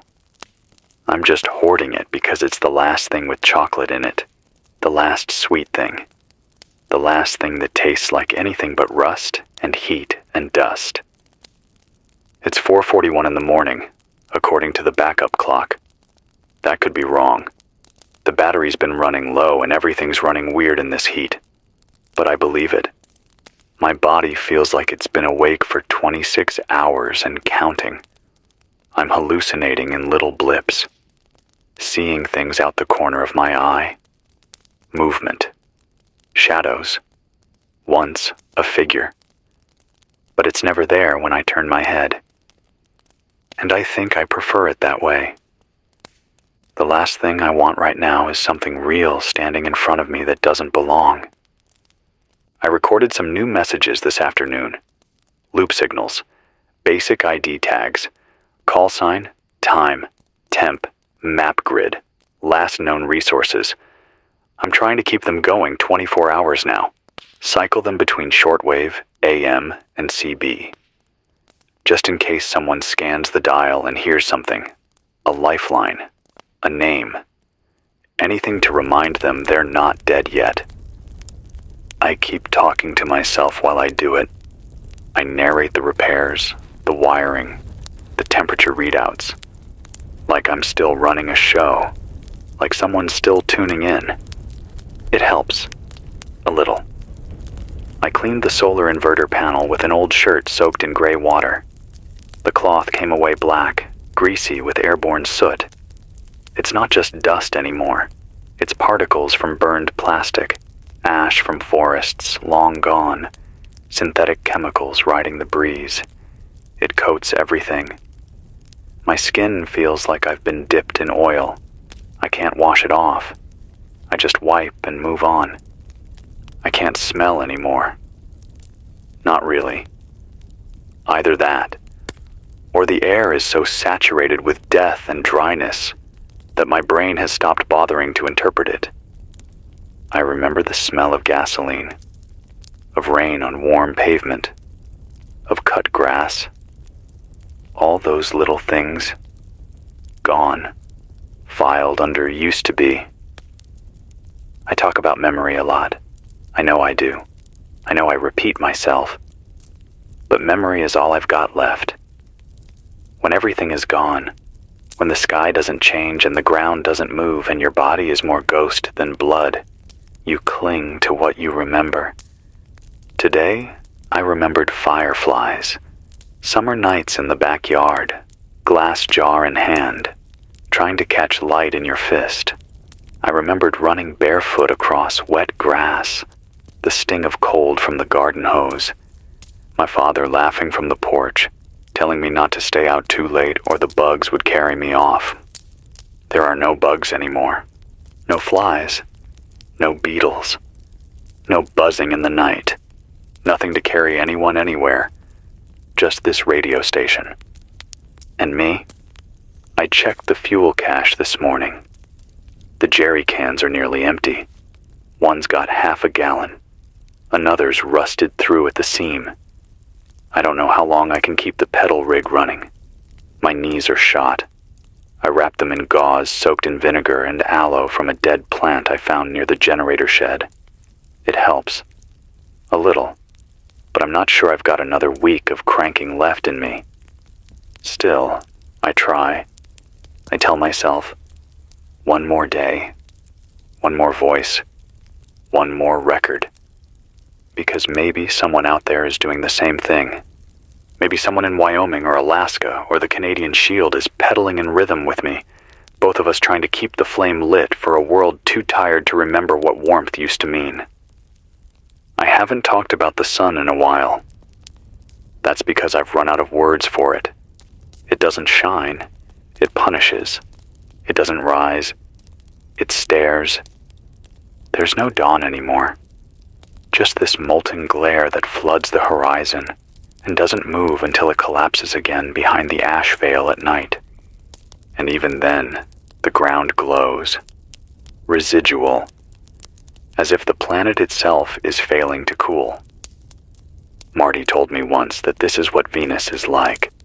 crushed under its own atmosphere, oceans boiled away, trapped in a greenhouse no one could open.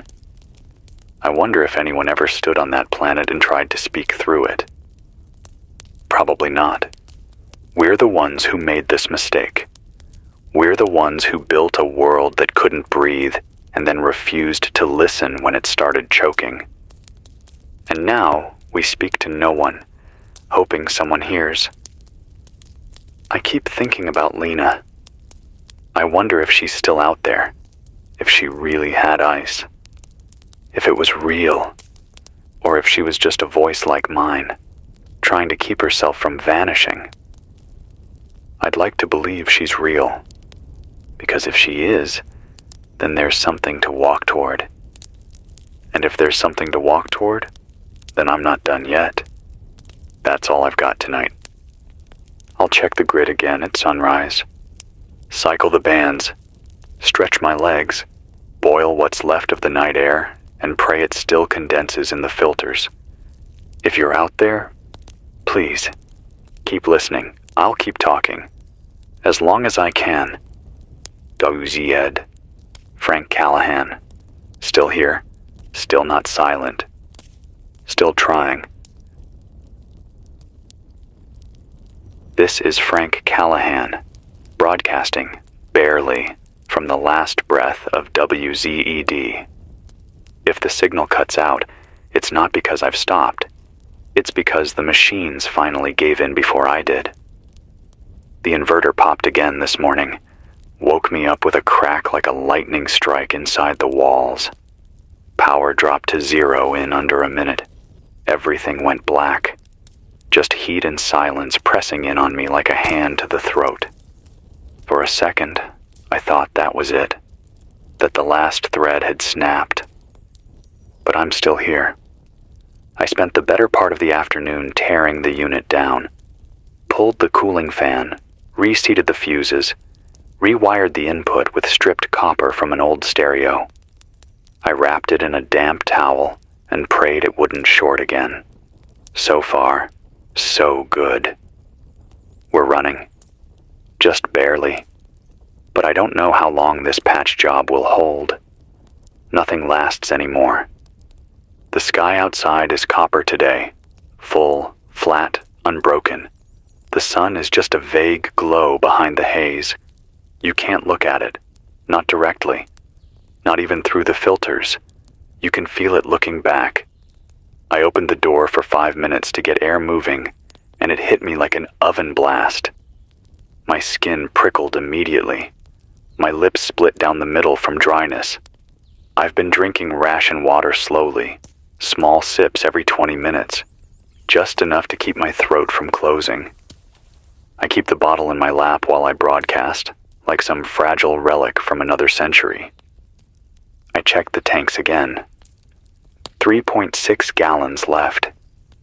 That's assuming the patch job I did on the lower valve holds. I can't carry more in. Not unless I want to burn through the soles of my boots walking to a dry well. And I'm not sure I'd make it back.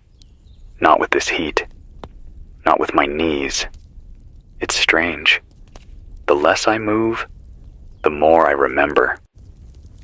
I've started writing down dreams now. Not because they're useful, because they're the only new experiences I'm having. This morning, I dreamed I was in a grocery store. Empty shelves, dim light. But the AC was running. That's what stuck with me. That artificial humming cold. I walked through every aisle just to feel it on my skin. I didn't need food. I just wanted to stand near the freezer and pretend the world hadn't melted. When I woke up, the sweat on my face felt like that cold air. Just for a second. Just long enough to hurt. I've stopped counting the days. Not because they don't matter, but because they all feel the same now. I mark the passing of time by decay, the crack in the wall, the rot in the food stores, the corrosion on the solar inputs, the peeling tape on the map. Every piece of this place is aging faster than I can repair it, and I'm not far behind. But I still talk, because silence is worse. Because silence means you've accepted it. And I haven't. Not yet. I want to believe someone's out there, not just hearing this, but living, breathing, thinking, moving. I want to believe someone, somewhere, still wakes up and looks for the sky, still tries to plant something, still speaks to someone else and waits for a reply. I want to believe in Lena, in the voices I heard from Flagstaff, from the edge of Alberta, from the bunker near Minneapolis that buzzed 3 times in May and then went quiet again. I want to believe in something other than heat and death. So I keep building my message, even if I have to carve it into stone, even if it's just one man shouting across a desert. I found another note today, handwritten, stuffed in a first aid kit in the back of the maintenance closet, faded ink. It said, "To whoever finds this, don't give up. We left too many things undone. Don't let this be one of them." No name, no date, no location. Just that. I pinned it to the wall next to the map, because it feels like it was written for me, or maybe by me, a version of me that still believed we could pull out of this. I don't know if I'm that man anymore, but I remember him, and I speak for him, and maybe that's enough. The station's been running longer than I expected. That's a miracle, a mechanical mercy. I won't question it. I'll use every second, every last flicker of current, every volt I can drag from the sun and coax through corroded copper. And I'll keep saying it. If you're alive, if you're listening, if you've got shelter and sound and some part of you that still feels like a person, keep going. Build something. Even if it's just a pile of stones that says, "We were here." Even if it's just a whisper on the wind. Even if all you can do is light a candle and hope someone sees the glow. That's enough. That's everything. I'll be on again tomorrow, as long as the panels hold, as long as my voice does. Z. Ed. Frank Callahan. Still breathing and still reaching. Still here. This is Frank Callahan. Voice check. Power's holding. Barely. Air's thick again. The kind of thick where even sound gets slower, where you move your mouth and the words feel like they're dragging through molasses. The kind of heat where breath doesn't feel like breath. It feels like inhaling soup that wants to kill you. I'm not exaggerating. I went outside at sunrise and had to crawl back in before my skin started blistering. Sunrise. The time that used to mean cool air, coffee, a breeze. Now it's the beginning of the burn cycle. I woke up this morning and thought I heard rain. I don't know what part of me still believes that sound is possible, but there it was. Steady tapping. Soft rhythm against the roof. I sat up like a gunshot, heart pounding, mouth dry. I thought, maybe it finally broke. Maybe something snapped up in the clouds and the sky remembered how to give back. But when I opened the hatch, it wasn't rain. It was ash. Not drifting like it used to, falling, heavy, thick enough to collect. It made a noise. That's what fooled me. The world doesn't give you silence anymore, just impersonations. I scraped a handful off the solar panel and held it in my palm, still warm from the fall. Smelled like burnt wire and old paper. Whatever's burning, it's not nearby. That means wind patterns have shifted again. That's bad. Could mean more wildfires west of here. Or maybe what's left of a town finally gave up and went up in smoke. Either way, it's a warning. Nothing spreads faster than failure in this new world. The batteries are down to 38%. I lost one entirely last night. Cooked itself from the inside. woke to a puff of acrid smoke and the sound of a pop like a small firework. I pulled the whole bank offline for inspection, patched what I could, stripped some fuses from the old emergency transmitter. We're patched, but nothing about this is stable. Every hour feels like a coin flip between broadcast and blackout. I started cataloging equipment failures in chalk on the wall. Not because I think I'll fix them all, but because I need to see it. Need to track the decay. Give it shape. It's easier than watching myself fall apart. The numbers are easier to face than the mirror. There's a smell now, in the building. Not from me. Not from the food. What little of it is left. It's in the walls.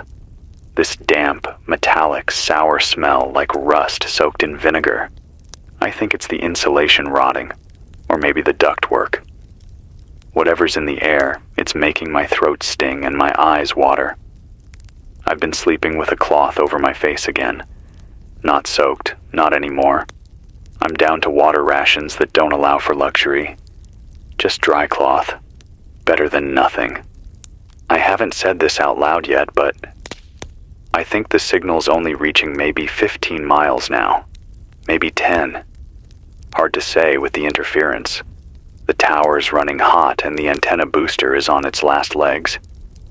I boosted the grounding rod using copper pulled from the station's overhead lights, but it's not meant to carry this kind of sustained charge. I hear it fizz sometimes, at night, like it's arguing with the air. I wonder if that's what I sound like to anyone out there, just static and stubbornness.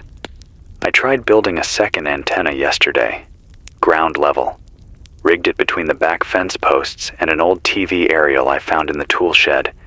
It's ugly. Looks like something from an abandoned junkyard, but it hums. That hum is life. That hum means signal. I taped a note under it, just in case someone passes by. If you're hearing this, I'm inside, still alive. Knock twice. I don't know why I think someone would knock, or read the note, or even get this far. But writing it felt better than not. We're creatures of habit, even at the end. You ever catch yourself doing something that doesn't make sense anymore? I folded laundry yesterday, shirts I haven't worn in weeks, washed with gray water and sun-dried on a cracked PVC line strung between two empty radio racks. I folded them, neatly, like someone might walk in and judge me for the mess, like I needed to impress a ghost. I think we do these things because they remind us we're still people, not just survivors, not just meat hanging on to the final edge of a crumbling world. People. So I fold the shirts. I wipe the counters. I write lists. I sweep the floors, even when there's nothing to sweep but dust that never leaves. Because that's what people do. That's what we used to do. And I'm not ready to let go of that yet. Still no new signals. Still no word from Lena. Still no sign of movement on the AM band. I ran a wide sweep tonight, 5 kilohertz spacing, full sweep from 500 to 1800. Nothing but warble and hiss. The sound of a continent gone mute. Sometimes I imagine the signals are still there, just buried too deep in noise to hear. That somewhere, someone is still talking. A voice like mine, worn out and hopeful. Maybe they're tuning dials too. Maybe we're passing each other like ships in the night, never quite connecting. I like that image. 2 voices. 2 stubborn souls, howling into the void like it still matters. Because maybe it does. Maybe it always will. That's all for now. I'm going to cycle the shortwave loop, check the antenna leads again, and scrape what ash I can from the solar glass before dawn. If you're listening, drink water, conserve power, write down who you are, keep the light alive, even if it's just a candle in a room no one else can see. Because when the sun stops rising like it used to, you have to be your own sunrise. This is Frank Callahan. Dead. Still broadcasting, still breathing, still waiting. This is Frank Callahan, still broadcasting from WZED, though the signal's more memory than machine now. I think the antenna finally gave up. Not all the way, but something in the line is warping. The signal hums wrong, too soft, too bent, like it's trying to reach through mud, like it's tired of being a lifeline and wants to lie down. Can't say I blame it. The heat index hit 142.8 today. That's not a typo. That's not a fever. That's the temperature of the air pressing against the station door. I opened it for 20 seconds to dump gray water and nearly passed out. My vision went narrow. The edges fuzzed. My skin prickled with that sick shimmer it gets when you've stood in front of a grill too long. This place was built to withstand a lot. Tornadoes, power surges, even flooding. But not this. Not an atmosphere that feels like it's cooking itself. There's nothing left to cool it. No trees, no clouds, no cycles. Just a dome of baked sky and a sun that never sets right. I haven't had a full night of sleep in 4 days. Too hot. Too loud inside my own head. The dreams have shifted. Less memory, more noise. I dream of wind that sounds like screams, of buildings cracking in silence, of radios whispering in languages I've never heard. I wake up gasping, throat coated with dry mucus, lips stuck together. I peel them apart with the last swig of ration water and sit up, listening for nothing. Sometimes I pretend I'm not alone. I line up the empty chairs and imagine voices. Questions, a laugh, a cough, anything human. I imagine someone sitting across from me, legs crossed, hands folded, nodding as I speak. Keep going, they say. Don't stop. They never have a face, just a presence. That's enough. Still no signal from Lena. Still no noise from the north. I've swept the entire band twice today. I thought I caught something around 1.373 megahertz. A pulse, a slow rising tone.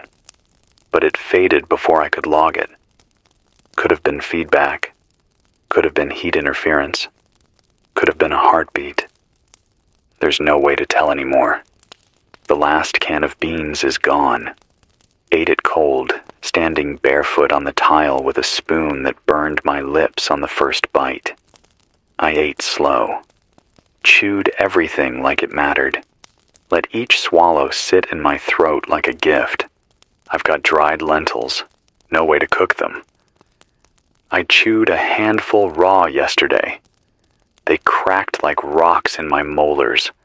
My gums bled for hours. I spat blood into a napkin and stared at it like it owed me something. I've stopped writing in the logbook. Not because I don't care, because the ink ran out. I tried crushing berries once, months ago. Thought I could make dye, make something. But the berries are gone, and the water's too scarce to waste on art, even art that means memory. I've taken to scratching notes into the wall with a nail. It feels right. Primitive, permanent. If the roof collapses and this place turns to rubble, someone might still find a message carved into the bones of the station. Day 207. Still alive. Still transmitting. Still human. That's today's note. I built a sundial, not for time. Just to see if the sun moves. It doesn't. Not really. Just leans, shifts, like it's circling something broken. I sit and watch the shadow move across a single notch for hours, hoping it means anything. that the tilt of a line in the dirt is still connected to something bigger, something alive. I miss wind. God, I miss wind. Real wind, not gusts, not bursts, not that dry slap of air pushed around by pressure. I mean breeze. Rolling, lazy, grass-moving breeze. The kind that touches your skin and makes you close your eyes and forget everything. There's none of that left. Just heat, just dust, just the quiet scream of things breaking very slowly. If you're out there and you've found water, protect it, bury it, guard it like it's a child. Don't trust anyone who offers you too much. Don't drink anything without boiling it, even if it looks clean. Especially if it looks clean. If the water's moving, it's probably poisoned. If it's still, it's probably evaporating. If it smells sweet, don't touch it. People forget how fast things rot in heat. We're rotting too. Our skin, our thoughts, our sense of what's normal. I don't think I'd know a normal day if it punched me in the face anymore. If I woke up tomorrow and the temperature was 75 and the sky was blue and birds were singing in the trees, I'd probably scream. Because that world feels alien now. Make-believe. Something I hallucinated in the first 100 days of collapse and never quite let go of. I try to hold on to pieces. Tiny things. The smell of my mother's jacket. The sound of my father's footsteps on the stairs. The static pop of vinyl before a record plays. A bite of apple. The crunch. The juice. A real shower. God, a shower. I'd trade a month's food for 5 minutes under cold water. I think I'd cry. And then I'd drink it off my own skin. I should go. The solar battery is backfiring again. I can hear it humming wrong. A high-pitched whine under the panel. Might be a warped relay coil. I'll rip it open in the morning. If I get another day. If you hear this, if you've been hearing me, know that I'm not giving up. Not while the mic works. Not while the wires hum. Not while I've got blood in my hands and breath in my chest. I will speak until silence swallows me whole. This is Frank Callahan, WZED, still human, still heat-racked, still holding on. Frank Callahan here, WZD. Midday. I think. I've lost track of what noon should feel like. The sun doesn't climb anymore, it just squats in the sky like a weight pressing everything down. The light isn't white or gold or anything clean. It's bruised, burned, like the color of dried blood under a microscope. I stare at it through the east slit sometimes, just to remind myself I'm not blind yet. The world still has shape, still has edges, even if they're dulling.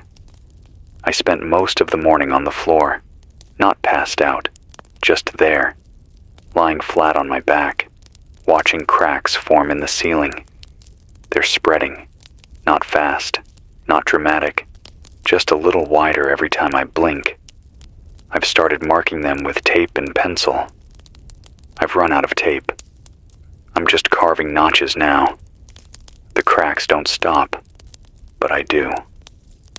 When my hands shake, when I forget why I'm counting, when I realize I'm measuring the death of a building like it's a person, the concrete's beginning to curl at the seams. That's not a metaphor. It's real. Heat does that, weakens the binders, makes the whole structure slouch like it's ashamed of still standing. It groans in the early hours, like something shifting in its sleep. I talk back to it. Sometimes I tell it, just a little longer, as if the walls are holding out for me, as if the roof's only staying up out of pity. I think I've eaten once in the last 2 days, a spoonful of lentils, dry. I chewed them until they turned to powder, then swallowed like it was communion, a ritual, a reminder. Not for the calories, just the act of eating, the motion of being alive. I keep saying that. Alive. Still breathing. But some days I wonder what that actually means. Is it heartbeat? Is it thought? Is it the difference between moving and being moved? Because I don't feel alive today. I feel paused. Like the tape's still running, but the screen's gone blank. The air inside the station is 123 degrees Fahrenheit. That's with insulation, with fans, with damp rags over the vents. Outside? Higher. I don't know how much higher. The thermometer outside exploded last night, shattered from the top down. A little cloud of mercury dripping down the gauge like a silver tear. I haven't seen the moon in over a month. I haven't seen stars in longer. Whatever's in the air, it's thick enough to blot out history. I used to sit on the roof and name constellations. Now the night is just dark. Not even a true dark. Just the color of ash. You could forget the sky ever existed. That's what this collapse really is, I think. Not loud, not bright, not sudden, but a slow forgetting of color, of sound, of meaning. I try to hold on. I do. I keep the radio on, even when no one's listening. I sweep the dust from the entrance every morning. I whisper names, out loud, into the air, names of people I used to know, names of people I hope are still out there. Katie, Lena, Marty, Joel, April, my dad, my mom. Names like prayers, names like flags stuck into the silence. I've started building a grave marker out back, not for anyone, just for the world. A ring of stones, a cross made from a broken antenna mast. Nothing fancy. I'll carve a date on it. Whatever day the power finally dies for good. I won't lie down next to it, but I'll stand there, and I'll speak, and I'll tell the empty field that I tried. I tried. God knows I tried. And maybe that's the only thing I have left to give. The mic's running warm. I can feel the heat rising off the casing.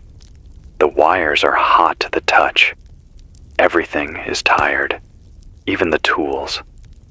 I cleaned the condenser again. The fan blades are melting at the edges. Warping. They whine like a dog in pain when they spin. I keep spinning them anyway. This is the part of the world no one prepared for. Not the catastrophe, but the quiet days after. The ones where nothing explodes, nothing new breaks, just the long, slow erosion of structure and sound. I read an article once, years ago, about frog populations disappearing. Scientists called it the shifting baseline. The idea that you stop noticing loss when it happens slowly enough. That each generation accepts a little less as normal, until one day there's nothing left and no one remembers what was missing. That's what this feels like now. Like we're all stuck in a shifting baseline, recalibrating pain until we forget how bad it's become. I haven't forgotten, not yet. I remember air that moved. I remember food that didn't burn your throat. I remember waking up and not needing to check if the world had vanished in the night. So I'm still here, still marking time, still saying names, still broadcasting to no one, in the hope that someone becomes someone again. That's the hope, however thin. I'll check back in after sundown if the power's still breathing. Until then, this is Frank Callahan, WZED, still here, still holding, still whispering light into the dark. Frank Callahan. BOOZED. I'm back on the air. The power held through the night. Barely. I rewired the battery pack at 2 a.m. with my headlamp shaking on half-dead AAAs and the heat still pulsing off the floor like I was working in a furnace. I thought I'd pass out twice, maybe 3 times. But I didn't. Not yet. And here I am.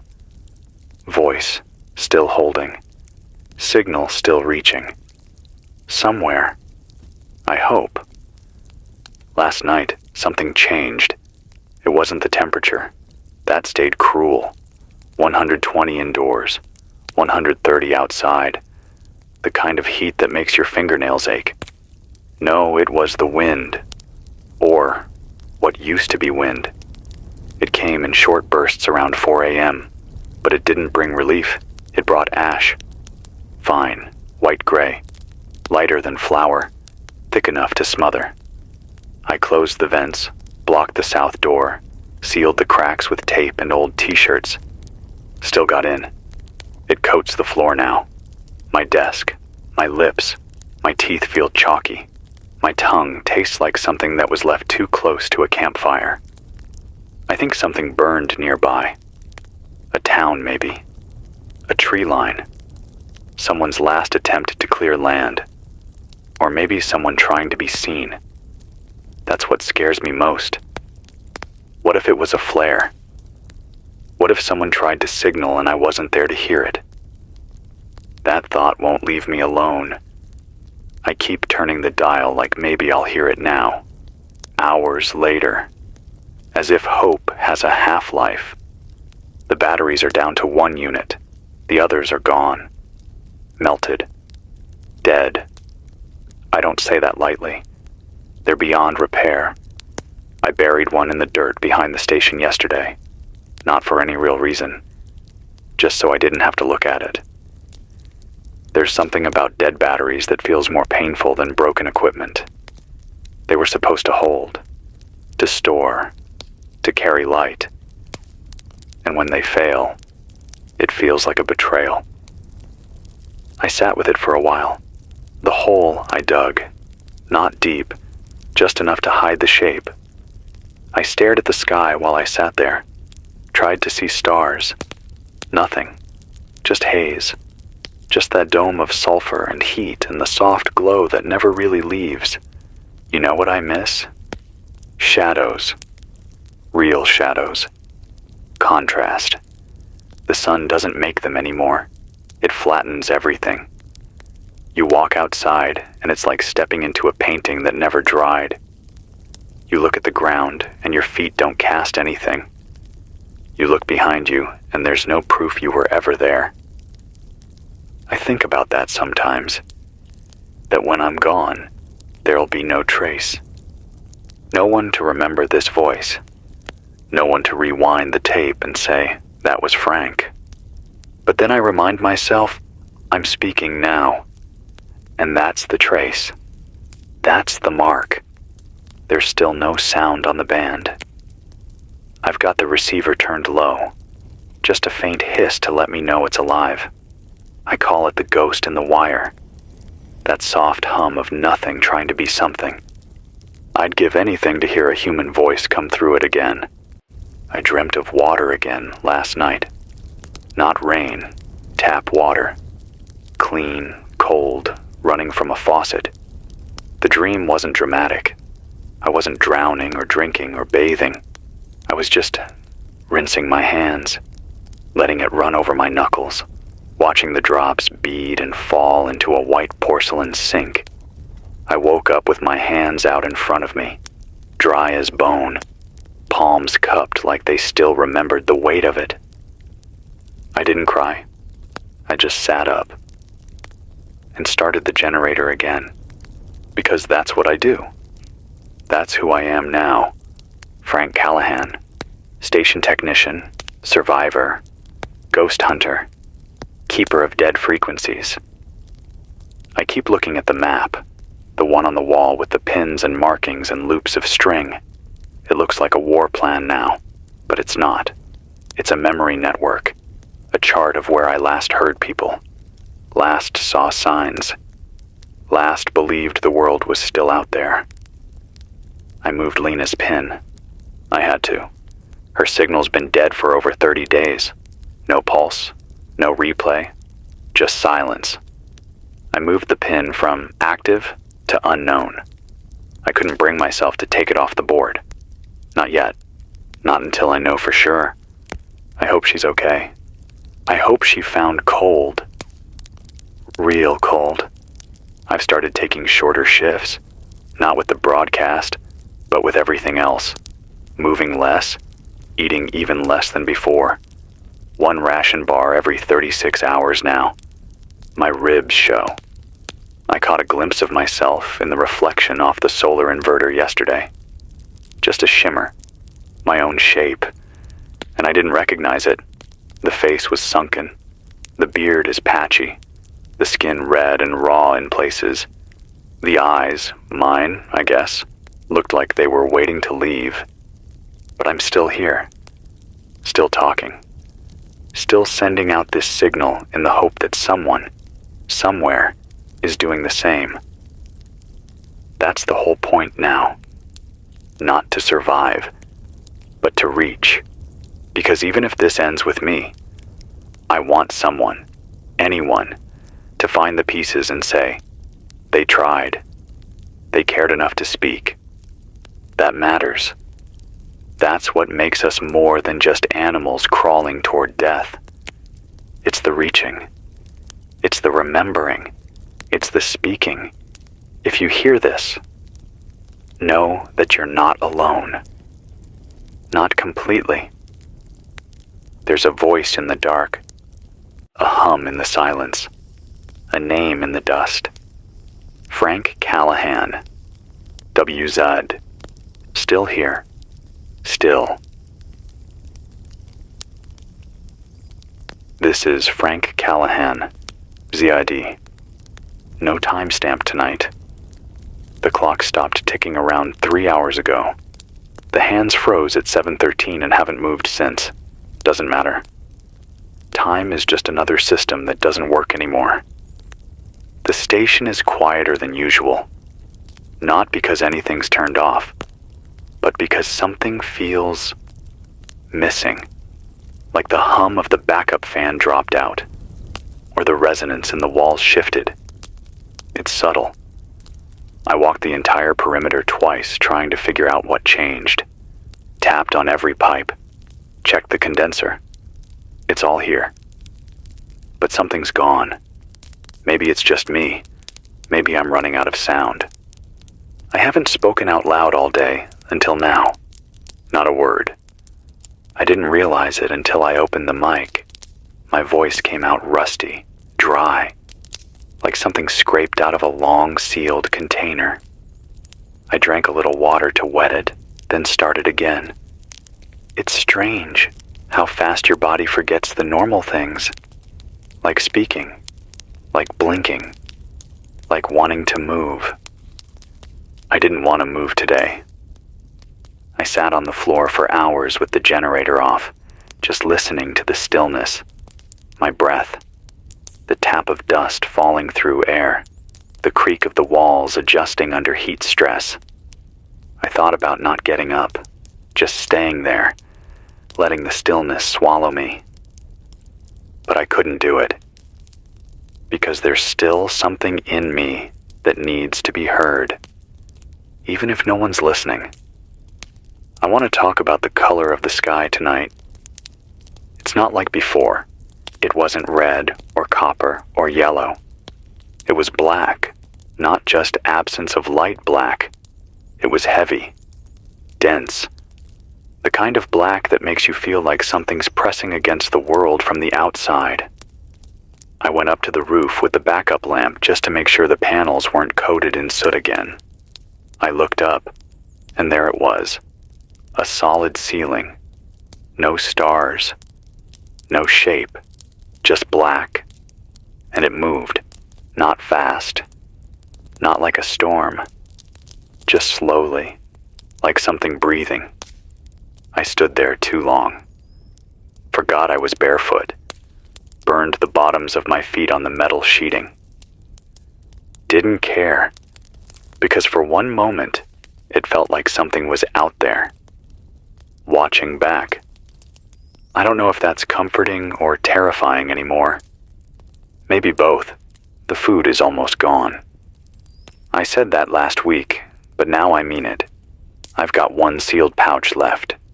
Some kind of emergency paste. Tastes like cardboard and metal and childhood fears. I'm saving it. Don't know what for. But I'm not ready to eat it yet. Water's down to under a gallon. I've stretched it farther than I thought possible. Trick. Swish before you swallow. Chew the water. Let your mouth believe it's food. The mind falls for it every time. I've been trying to write down what this feels like. Not just the facts, not the numbers. The feeling. What it's like to be the last voice in a dead place. What it's like to broadcast into a world that might not have ears anymore. But the words fail. They don't cover it. There's no language for slow extinction. No grammar for what happens after the lights go off and the ground starts to forget your footsteps. But I'm trying. I write little phrases on scraps of paper and stuff them into cracks in the wall. Maybe someday someone will find them. Maybe they'll understand. I found an old station t-shirt today. Still folded, still clean, still soft. It was in a plastic bin beneath the emergency cots, back when we gave those out to interns on overnight shifts. I held it for a while, ran my hand across the letters. Zed, real voice, real time. I almost laughed. Real time. What a lie. There's no such thing now. Everything is delay. Everything is echo. Everything is a story told long after it matters. But the shirt smelled like the past, and that was enough to make me cry. Just a little. Just enough to remind myself that water still comes from somewhere, even if it costs you. There's no updates from the outside. No Lena, no stations, no pulses, no feedback. The silence is complete, but that doesn't mean it's empty. Silence is a shape now, a structure.